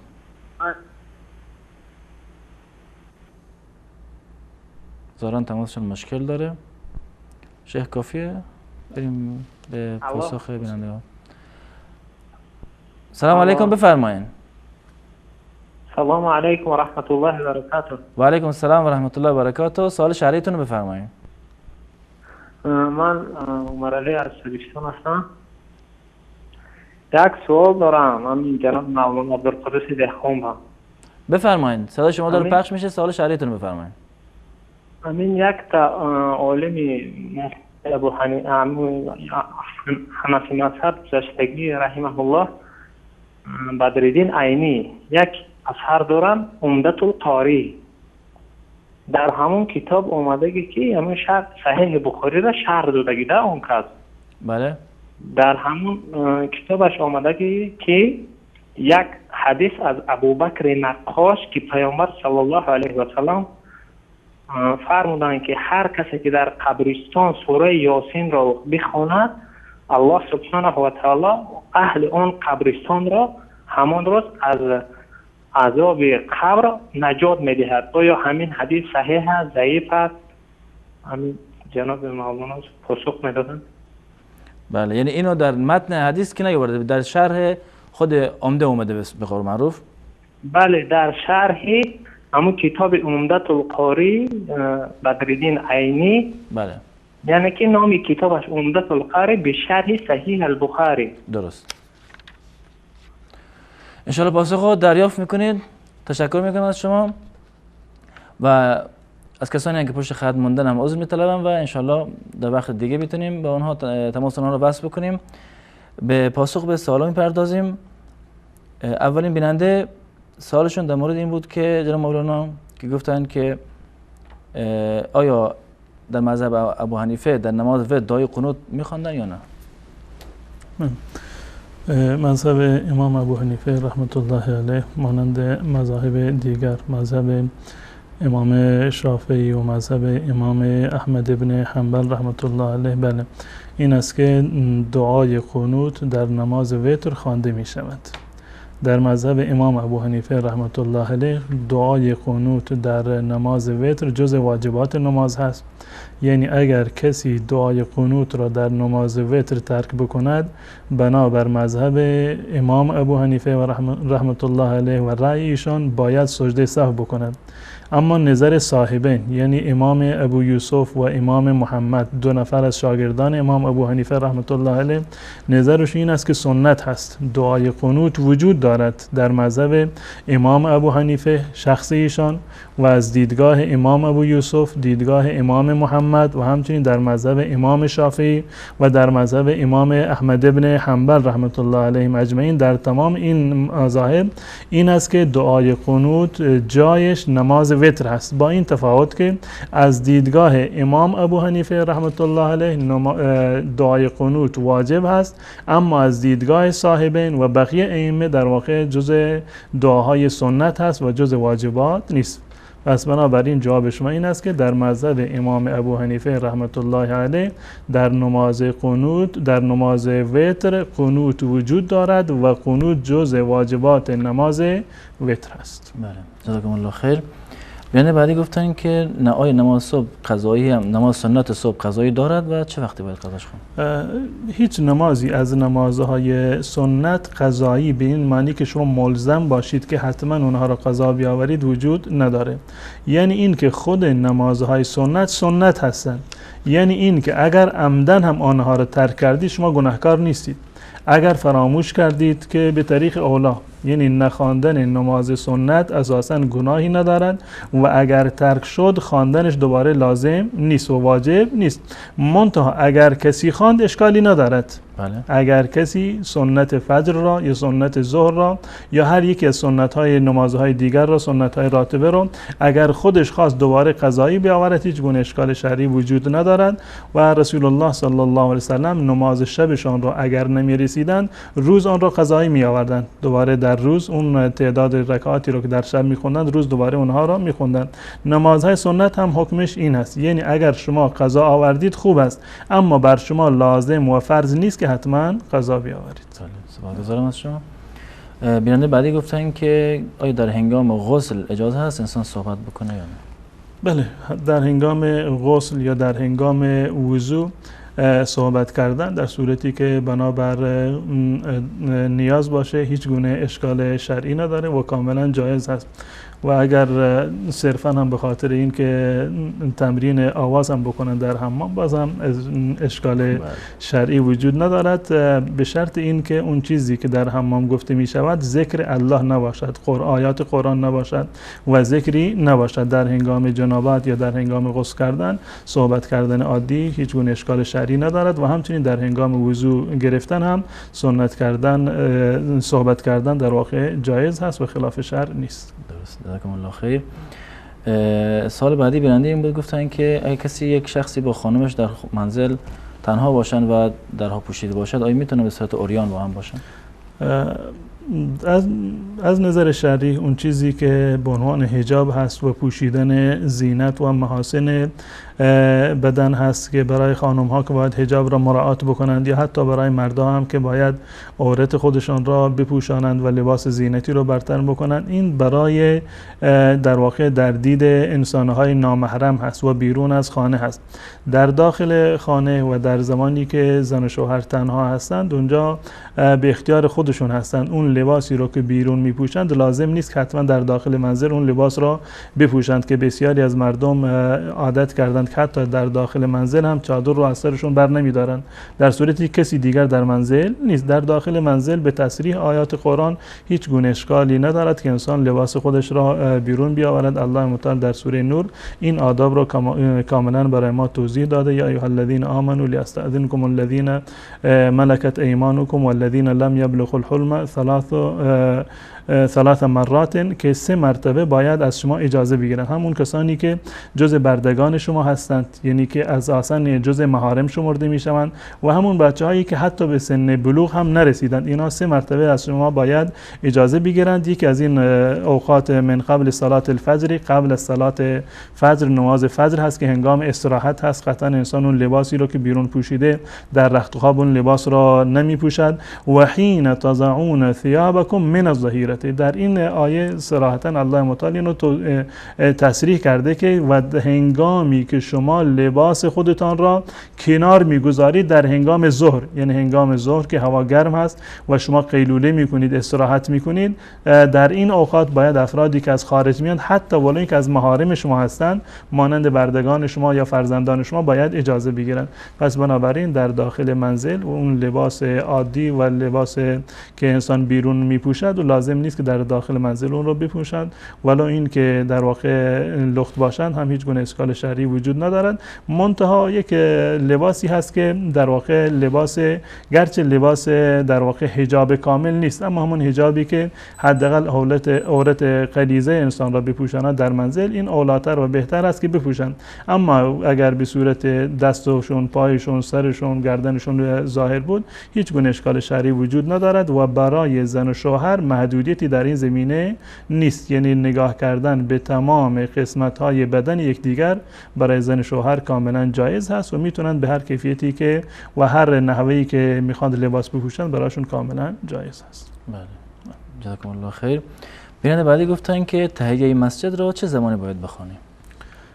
تحیت المسجد از اون گونه که از خود نامش مشخص می شود، یعنی نمازی که به سبب ورود به مسجد خوانده می شود. بله. یعنی به خاطر اینکه شما وارد مسجد شدید باید این نماز را بخوانید و رسول الله صلی الله علیه وسلم خیلی تاکید کردند بر این نماز. حتی بسیاری از ائمه معتقد به وجوب این نماز هستند، این نماز را جزء واجبات میدونند و وقتش دخول مسجد است. در هر زمانی از شبانه روز که شما وارد مسجد شدید این نماز تحیت المسجد را بخونید. حتی اتفاق افتاده که رسول الله صلی الله علیه وسلم به سلیک قطفانی که در حالت خطبه بودند، رسول الله صلی الله علیه وسلم بر بالای منبر بودند که سلیک قطفانی اومد و بدون اینکه 2 رکعت نماز بخواند نشست.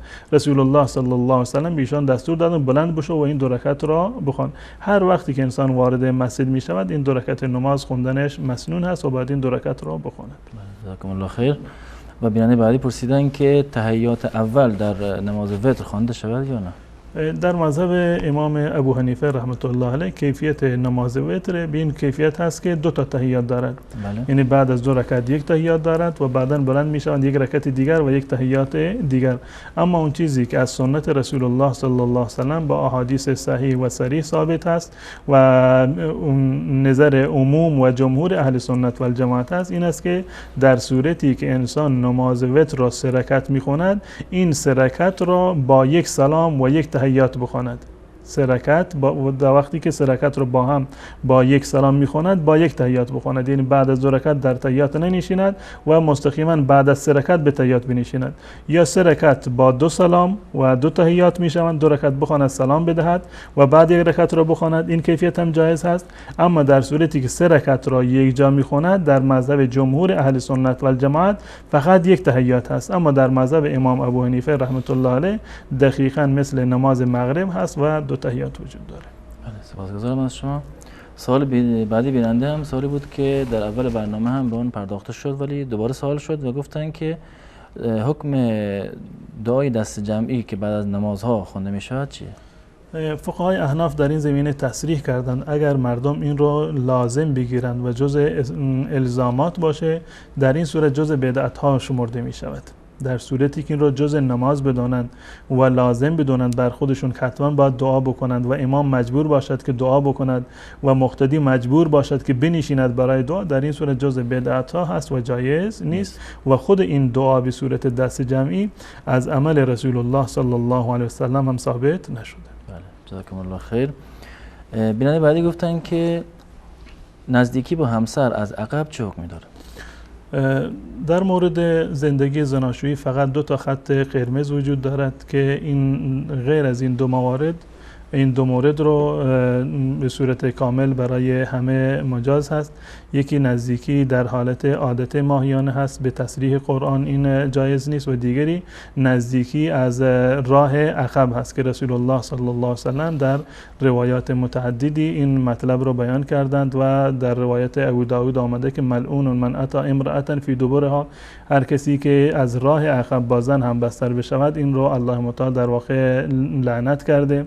یا در روایت دیگر در سنن ترمذی هست که رسول الله صلی الله علیه وسلم فرمودند لا ینظر الله الی رجل اتی امرأة فی دبرها، که الله متعال برای کسی که چنین عملی را انجام بدهد نگاه رحمت نمی کند. یا حتی در روایتی که در مسند احمد هست و سنن هم نقلش کردند رسول الله صلی الله علیه وسلم میفرماند که هر کسی که این کار را انجام بدهد، یعنی با همسرش لواط بکند، اون در واقع فقط کفر بما انزل علی محمد، بر اون قرآنی که بر محمد نازل شده کفر ورزیده. به اتفاق اهل سنت و الجماعت این در واقع جز محرمات هست، حرام هست و هیچ گونه تفاوتی ندارد. گناهش یکی هست، چه لواط با همسر باشد چه لواط با غیر همسر، حرمتش یکی هست و هر دوتا حرام قطعی و 100% هست. سپاسگزارم از شما. سوال بعدی بیننده این بود، گفتن که خونی که بعد از پایان دوره قاعدگی همسر می آید آیا جزو خون قاعدگی حساب می آید؟ در مورد دوران عادت ماهیانه و قاعدگی انقطاع این عادت رو به 2 چیز در واقع تعریف شده و به عنوان نشان پایان یافتن عادت ماهیانه مشخص شدن. یکی مشاهده کردن مایع سفید رنگ و شفافی هست که معمولا اکثر زنان این رو مشاهده می کنند بعد از دوران عادت ماهیانهشون. به طور مثال یک فردی رو فرض کنیم، خانمی رو عادت ماهیانهش 5 روز یا 7 روز هست، بعد از 7 روز معمولا این مایع سفید رنگ رو مشاهده می کنند. این نشانه پاکی هست. یکی این مورد هست و مورد دیگر خشک شدن محل هست، یعنی انقطاع کامل خون هست و این هر 2 مورد به معنی در واقع پاک شدن هستند و اتمام عادت ماهیانه و بعد از این کاملا زن و شوهر با اون مواردی رو که ممنوع بوده همبستری دوباره حلال می شود. بعد از این که زن در واقع غسل بکند و نماز روزه زن به صورت عادی و در واقع کامل برمیگردند و بالفرض بعد از این که زن یکی از این 2 مورد رو مشاهده کرده بود، یعنی فرض کنیم که 7 روز عادت ماهیانش بالفرض اگر 7 روز باشد این 7 روز تمام شد و با گذشت این 7 روز این زن یکی از این 2 علامت رو دید، یا اون مایع سفید رنگ رو مشاهده کرد یا این که به صورت کلی این خونریزیش بند شد، این به معنی پاکی است و بعد از آن لکه‌ای را که روز بعد یا چند روز بعد دیده می شود این جزء عادت ماهیانه حساب نمی شود. لکه‌ای که بعد از این مشاهده کردن این 2 علامت دیده می شود اون جزء عادت ماهیانه نیست و حتی غسل دیگری هم بر زن لازم نیست. نماز و روزش را باید به صورت کامل بخواند و همبستری برای زن و شوهر در اون زمان هم کاملا جایز و مجاز هست. بله، سپاسگزارم از شما. بیننده بعدی گفتن که خواهری بودن گفتن که در وقت نماز خواندن اگر پا معلوم شود آیا نماز درست است یا نه؟ بله، بنابر قول جمهور اهل سنت و جماعت پوشیدن پا در نماز واجب نیست، یعنی اگر پشت پای خانمی در هنگام نماز ظاهر شده بود این موجب شکستن نماز نیست، گرچه پوشاندنش اولاتر و بهتر هست. روایتی که در این زمینه وجود دارد که از رسول الله صلی الله علیه وسلم سوال کردند که آیا یک زن می تواند که در یک چادر نماز بخواند؟ رسول الله صلی الله علیه وسلم فرمودند که نعم اذا کان سابقا یخطی ظهور القدمین، زمانی که این کامل باشه یعنی بلند باشه که پشت پا را بپوشاند نماز خوندن خواندن با در یک چادر اشکال شرعی ندارد. منتها این روایت از نظر سندی اشکال دارد. این روایت اگر صحیح می بود واجب میشد، یعنی پوشیدن پا در نماز واجب میشد، اما این روایت از نظر سندی مشکل دارد، پس بنابراین واجب نیست. اما اولاتر و بهتر است که تمام قسمت های دست و پای زن در نماز پوشیده بشود. اما اگر کف دستش یا پشت دستش یا پشت پایش در نماز ظاهر بود اشکال شرعی وجود نداره و نمازشون کاملا صحیح است. جزاکم الله خیر. آقا عبدالرحمن گفت سوالش این بود، گفتن که در وقت خواندن تحیات تکان دادن انگشت اشاره جایزه یا نه؟ بله، این به اتفاق مذاهب اهل سنت و الجماعت اشاره کردن در نماز یکی از سنت های عملی نماز هست. یعنی در هنگام تشهد شما اشاره بکنید و رسول الله صلی الله علیه و سلم در روایت اومده کان یحرکها و یدعو بها. رسول الله صلی الله علیه و سلم در هنگام التحیات وقتی در تحیات نشستند این انگشت سبابهشون رو یا سباحه تسبیح گوینده رو یا انگشت اشاره و تشهد رو تکان میدادند، اشاره میکردند با این انگشت و این تکان دادن انگشت در نماز جزو سنت های عملی نماز هست. بله، جزاکم الله خیر. بیننده سوالشون در مورد خطبه عقد بود، گفتن که در موقع خواندن خطبه عقد و نکاح اول خود خطبه خوانده شود بهتر است یا سوره از قرآن مثل سوره الحمد خوانده شود و سوره دیگه؟ خطبه نکاح در هنگام عقد ازدواج این جزو سنت های در واقع عقد هست، جز واجبات نیست که حتی در صورتی که اصلا خطبه خوانده نشود. بالفرض که نکاحی صورت بگیرد، یعنی این که زن و شوهری، یک جوانی دختر و پسری در محضر 2 نفر شاهد به اضافه یک ولی دختر و سرپرست دختر ایجاب و قبولی رو انجام دادند، یعنی یک دیگر رو خواستند ایجاب و قبول کردند، نکاح شرعی صورت گرفته، یعنی این دختر و پسر میشوند زن و شوهری هم دیگر و این که خطبه خوانده میشود این جز سنت های عقد هست و جز واجبات نیست. پس بنابراین چه خطبه معصوره را بخوانند یا حتی که یک دعای عادی بخوانند یا سوره حمد را بخوانند این سنت در واقع ادا می شود و نکاح کاملا صحیح و درسته. بله، جزاکم الله خیر. بیننده بعدی پیشنهاد دادن برای اینکه یک کلیپی ساخته بشه به مذهب. بله، کلیپی که تهیه شده در این شبکه و پخش می شود با عنوان روش نماز رسول الله صلی الله علیه و سلم، این تفاوتی نداره. تمام مذاهب اهل سنت و الجماعت این یکی هست کیفیت نمازشون و تنها تفاوتی که در این کلیپ من هم توضیح دادم، در آخر کلیپ من کاملا اینو توضیح دادم که در مذهب امام ابو حنیفه رحمت الله علیه بلند نکردن دستها اولاتر هست. بلند نکردن رفع یدین در هنگام رفتن به رکوع یا برخاستن از رکوع یا برخاستن از تحیات اول در مذهب امام ابو حنیفه رحمت الله علیه این جزء سنت های نماز نیست، جایز میدونند این رو. در مذهب امام ابو حنیفه رحمت الله علیه رفع یدین کردن یعنی بلند کردن دسته ها به این گونه این هیچ گونه اشکال ندارد و جایز هست، منتها این جزء سنت های نماز این رو نمیدونند. این تنها تفاوتی است که در این کلیپ وجود دارد و در مذهب امام ابو حنیفه رحمت الله علیه تفاوت داره که من در آخر نماز اینو توصیه کردم. و در مورد کیفیت بستن دسته ها یک اختلافی وجود داره که من قول معتدلتر رو و میانه‌تر رو که بستن دسته ها به صورت کامل و روی سینه هم اومده، روی ناف هم اومده و زیر ناف هم اومده و از نظر سندی وقتی که ما نگاه میکنیم روایاتی که دستن بسته ها روی سینه هستند اینها قوی‌تر و اولاتر هستند. غیر از این دو مورد این کلیپ هیچ گونه تفاوتی در میان حنفی، نماز حنفی و نماز غیر حنفی وجود ندارد. جزاکم الله خیر. این حالت وسطی قرار گرفته شده. آقا محمد عزیز چند تا سوال داشتن که از سوال اولشون در مورد شخصیت مختار ثقفی و علی اصغر بود که گفتن اینا چه شخصیتی بودن و آیا خود مختار مسلمان از دنیا رفت؟ مختار ثقفی متاسفانه یکی از شخصیت های مشکل دار تاریخ بوده که حرکت توابین را در واقع ایشون به نفع خود تمام کردند یا احتکار کردند یا غصب کردند این حرکت رو و این انقلاب رو و ابتدا ادعا کردند که از جانب محمد ابن حنفیه ایشون نایب هستند و این مسئولیت به ایشان داده شده و به خونخواهی حضرت حسین رضی الله تعالی عنه و نهایتا ایشون ادعای در واقع پیغمبری کردند و بنابر قول راجح ایشون غیر مسلمان از دنیا رفتند، چون که ادعای پیامبری کردن در واقع یک نوع کفر هست و ایشون در حالت کفر از دنیا رفتند. حتی در روایات خود شیعه در کتاب‌های شیعه مانند کتاب بحرالانوار اومده خیانت هایی که مختار ثقفی به اهل بیت رسول الله صلی الله علیه و سلم انجام دادند. حتی مختار ثقفی در به عموی خودش که اسمش مسعود بود این توصیه کرد که حضرت حسن رضی الله تعالی عنه رو بگیرن، دستبند بزنن و ببرند به معاویه تحویل بدن. این در کتاب‌های خود شیعه هم اومده.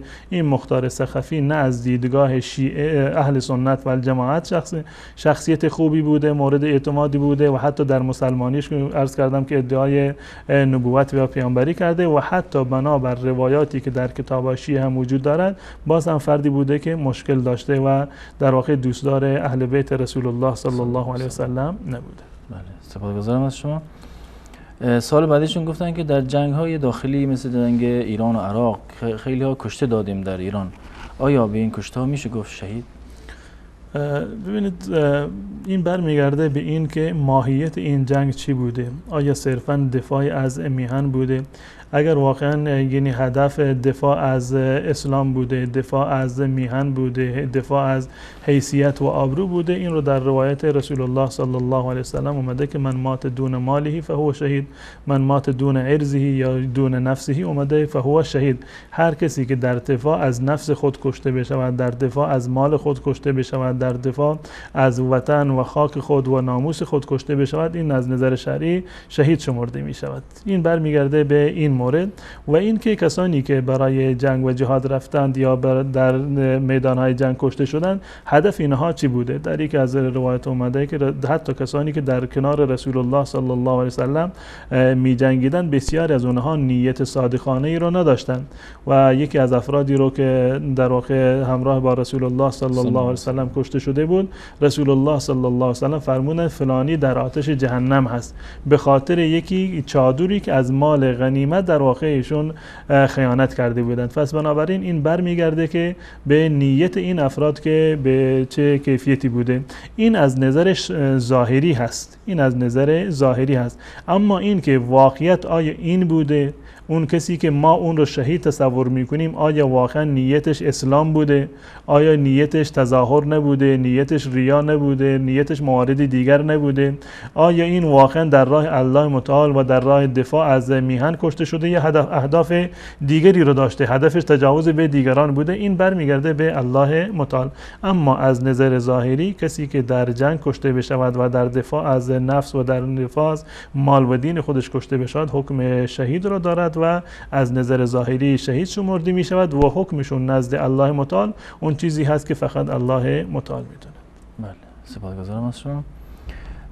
سوال بعدیشون و قضیه بعدیشون در مورد آیه قرآن که گفتن خداوند فرموده است هر کس بر خلاف آنچه من حکم کردم حکم بکنه کافره. اینو من قبلا توضیح دادم خدمت جناب محمد الهی که حکم نکردن به آنچه الله متعال دستور داده این در واقع کفر هست به تصریح قرآن. اون کسانی که برخلاف دستور الله متعال حکم بکنند اونها کافر هستند و فاسق هستند. اما تطبیق این حکم نیاز به یک زمینه سازی دارد، نیاز به یک شرایطی رو دارد. اگر کسی رو فرض کنیم که فرضاً یک فردی حکم خدا رو نمیدونسته، حکم خدا رو دقیقاً نمیدونسته، یک حکمی رو صادر کرده بعداً متوجه شده که این حکم من اشتباه بوده، خب ما نمیتونیم بگیم فلانی کافر شده. خب یک اشتباه اجتهادی رو در اینجا مثلا انجام داده، یا اینکه حکم شرعی رو در این زمینه در واقع نمیدونسته، یا اینکه فرضاً یک فردی رو مجبور کردن، مجبور هست تحت فشار یک حکمی رو صادر میکنه برخلاف ما انزل الله. قاضی هست فرض کنیم که از طرف رهبری یک مجبور هست و در واقع شمشیر رو بالای سرش نگه داشتند که این حکم را یا امضا میکنید یا تو رو میکشیم. بنده خدا از ترس جانش حکم میکند به ناحق. این رو ما نمیتونیم بگیم کافر شده. این حکم را درست است که به غیر ما انزل الله حکم کرده، اما چون که تحت فشار بوده، از روی جهالت بوده، گرچه کار درستی نیست، بر روی تعویل بوده، در این صورت اینها منافات دارند با اجرای این حکم. بله ما با شما موافق هستیم اگر کسی دیده و دانسته و با اختیار خودش و در شرایط عادی به غیر ما انزل الله حکم بکند، این کافر هست، هیچ شکی در این وجود نداره. اما تحت شرایط خاص، اون شرایط ویژه‌ای هستند که در واقع حکم رو هم مورد تأثیر قرار میدند و در این زمینه باید تجدید نظر بشود و اساساً صادر کردن این حکم تکفیر این کار عوام مردم نیست، این کار در واقع دادگاه قضایی هست. مردم عامی حتی این در واقع استعداد رو ندارند که در یک حکم فقهی، در یک مسئله شرعی مثلا اظهار نظر بکنند، یعنی مجتهد نیستند که بتوانند یک مسئله شرعی رو برای مردم با دلیل خودش بیان بکنند.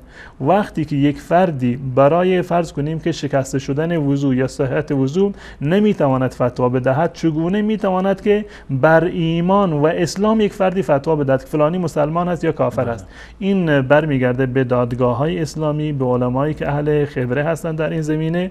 و عرض کردم که از دیدگاه تمام علما یکی از شرایط تکفیر این است که باید انتفاع موانع باشد. اون چیزهایی که موانع تکفیر هستند اونا باید منتفی باشند. ما بدونیم که فلانی دیده و دانسته این حکم رو انجام داده، اونم اون قاضی وقت یا اون عالم میتونه که حکم تکفیر کسی رو صادر بکنه. اما زمانی که این موانع وجود داشته باشند، اهم از جهل باشه، اهم از اجبار باشه، یا اینکه تعویلی در این میان صورت گرفته باشد، اینها در واقع منتفی حکم میشوند و این حکم تکفیر رو ما نمیتونیم که بر چنین فردی صادر بکنیم. بله، سپاسگزارم از شما. و آخرین سوال تماس بیننده هم بیننده از تاجیکستان بودن که در مورد کلامی که در کتاب عمدة القاری شرح صحیح بخاری گفتن که اومده که حدیث به پیامبر نسبت داده شده که کسی که یاسین را در قبرستان بخواند الله او را از عذاب قبر نجات میدهد. در مورد خواندن یاسین در قبرستان هیچ گونه دلیل صحیح وجود ندارد و این روایتی که ایشون اشاره کردند که علامه عینی رحمت الله علیه در عمدة القاری آوردن، این در صحیح بخاری نیست. عمدة القاری شرح صحیح بخاری هست. علامه بدرالدین عینی رحمت الله علیه یکی از فقها و محدثین نامدار مذهب امام ابو حنیفه رحمت الله علیه هستند و کتاب عمدة القاری واقعا یک شرح بسیار زیبا و جالبی هست در کنار کتاب علامه ابن حجر فتح الباری که بر کتاب صحیح بخاری نوشتند. اما این روایتی که شما اشاره کردید در صحیح بخاری وجود ندارد و این روایت هم روایت ضعیفی هست و همچنین نه تنها این که خواندن یاسین بر سر قبرستان جایز نیست و دلیل شرعی ندارد، حتی خواندن یاسین بر روی مردگان در حالت احتضار هم دلیل شرعی و ثابتی را ندارد. سپاسگزارم از شما. در سوالای SMS بیننده از زاهدان گفتن که اگر یک مرد به زنش تهمت ناپاک دامنی بزند گناهش چیه؟ ببینید در مورد تهمت زدن، این تهمت به زنا، این باید الفاظ مشخص باشند. اگر واقعا الفاظ مشخصی باشند که مثلا به زن خودش گفته باشد که تو فاحشه هستی، تو زنا کرده ای، اینا خب الفاظی هستند که توجیه دیگری را ندارند. اما اگر الفاظ دیگری باشند به گونه‌ای که مثلا شوهر بر زن خودش مشکوک باشد، بگوید که من مشکوک هستم و یک الفاظی از این قبیل باشد، اینا تهمت شمرده نمیشند و حکم قذف را یا حکم اون تهمت را در واقع ندارند. اون زنی که مورد تهمت قرار گرفته باشد، زنی که مورد تهمت قرار گرفته باشد، یعنی این که شوهرش با الفاظ صریحی به اون تهمت زنا و در واقع عدم عفت را زده باشد، از نظر شرعی حق دارد که علیه شوهرش اقامه ادعا بکند و برود در دادگاه شکایت بکند. در این صورت شوهر یا باید گواه بیاورد و گواه آوردن این نیست که یک نفر را بیاورد که فلانی گفته که تو با فلان مرد مثلا ارتباط داشتی یا تلفنی صحبت کردی یا در یک خانه بودی. 4 نفر باید شهادت بدن، اونم شهادتی کامل، یعنی کاملا وضعیت حالت زنا را دیده باشند و عملا نه اینکه روی همدیگر خوابیده بودند، دقیقاً توصیف بکنند که این گونه زنا در واقع و این عمل انجام گرفته باشه. 4 نفر رو باید بیارن چون شهادتی رو بدهند. این صورت اول هست، در این صورت در واقع حرفش ثابت می شود، یا در غیر این صورت باید لعان بکنند. در غیر این صورت باید لعان بکنند. صورت لعان این هست که یک فردی، یک مردی به زن خودش در واقع تهمت میزند و این مرد گواه ندارد نمیتواند که این ادعا را ثابت بکند. خب با گفتن این حرف و با این تهمت زدن حیثیت و ناموس این زن زیر سوال رفته. الان باید چیکار بکنن؟ این مطلب باید ثابت بشه. شوهر که دلیل ندارد، فقط حرفی بوده، شایعه‌ای بوده و نتوانسته که 4 گواه را در واقع برای اثبات ادعای خودش بیاورد، در این صورت بحث لعان هست. بحث لعان یعنی این که میروند پیش قاضی، دادگاه، با حضور جمعی از مسلمانان لعان میکنند. صورت لعان این است که به جای 4 نفر شاهدی که باید میآورد، این شوهر باید 4 مرتبه قسم بخورد، شهادت بدهد که من شهادت میدهم که به طور مثال مثلا میگوید که زنش این عمل رو انجام داده. 4 مرتبه الله متعال را شاهد میگیرد و با قسم و تاکید میگوید که من شاهدی، من نه اون مرحله بعدی هست. یعنی به عنوان 4 شاهد 4 مرتبه شهادت میدهد که زنش این عمل را انجام داده. در مرحله 5 میگوید که لعنت الله بر او باد. یعنی شوهر میگوید که لعنت خدا بر من باشد که اگر من در این مسئله دروغ گفته باشم. این مورد 5 هست. خب از جانب شوهر تمام شد. بعدش نوبت زن میرسد، به زن هم همین مطلب رو گفته میشه، یعنی 4 مرتبه شهادت بدهد که من شهادت میدهم که این شوهر من دروغ میگوید و حرفش راست نیست و این یک اتهامی است. 4 مرتبه این شهادت رو بر زبان میآورد و مرحله 5 میگوید که لعنت خدا بر من باشد اگر شوهر راست گفته باشد. این لعان شرعی است. این صورتی هست که در این زمینه در واقع هست و در غیر این صورت حکمش این است که شوهر باید شلاق زده بشود. یعنی اگر شوهری به زنش گفت که تو فاحشه هستی، زنا کردی، تهمت به زنا زد و 4 نفر شاهد رو نتوانست بیاورد و حاضر به لعان هم نشد، معنیش این است که در واقع این زن پاک دامنی هست و این شوهر باید در واقع 80 ضربه شلاق بر اون زده بشود. این به تصریح سوره در سوره نور هست. الله متعال میفرماید والذین یرمون المحصنات ثم لم یأتوا بأربعة شهداء فاجلدوهم 80 الجلده. 80 ضربه شلاق به اونها بزنید ولا تقبلوا لهم شهادتا ابدا و هرگز شهادت اینها رو هم قبول نکنید. این شوهری که به زنش تهمت بی‌عفتی زده باید شلاق زده بشه، 80 شلاق هم باید بخورند و جزء انسان‌های فاسق شمرده میشد و اولئک هم الفاسقون، فاسق هستند و بعد از این شهادتش در هیچ محکمه و دادگاهی هم قبول نخواهد شد. جزاکم الله خیر. وقت برنامه تمام شد. خسته نباشین. بینندگان عزیز شما هم خسته نباشین. تشکر میکنم از شما که پای برنامه ما نشستین و تا یک دیدار دیگر همه شما را به الله متعال میسپارم. السلام علیکم و رحمت الله و برکاته.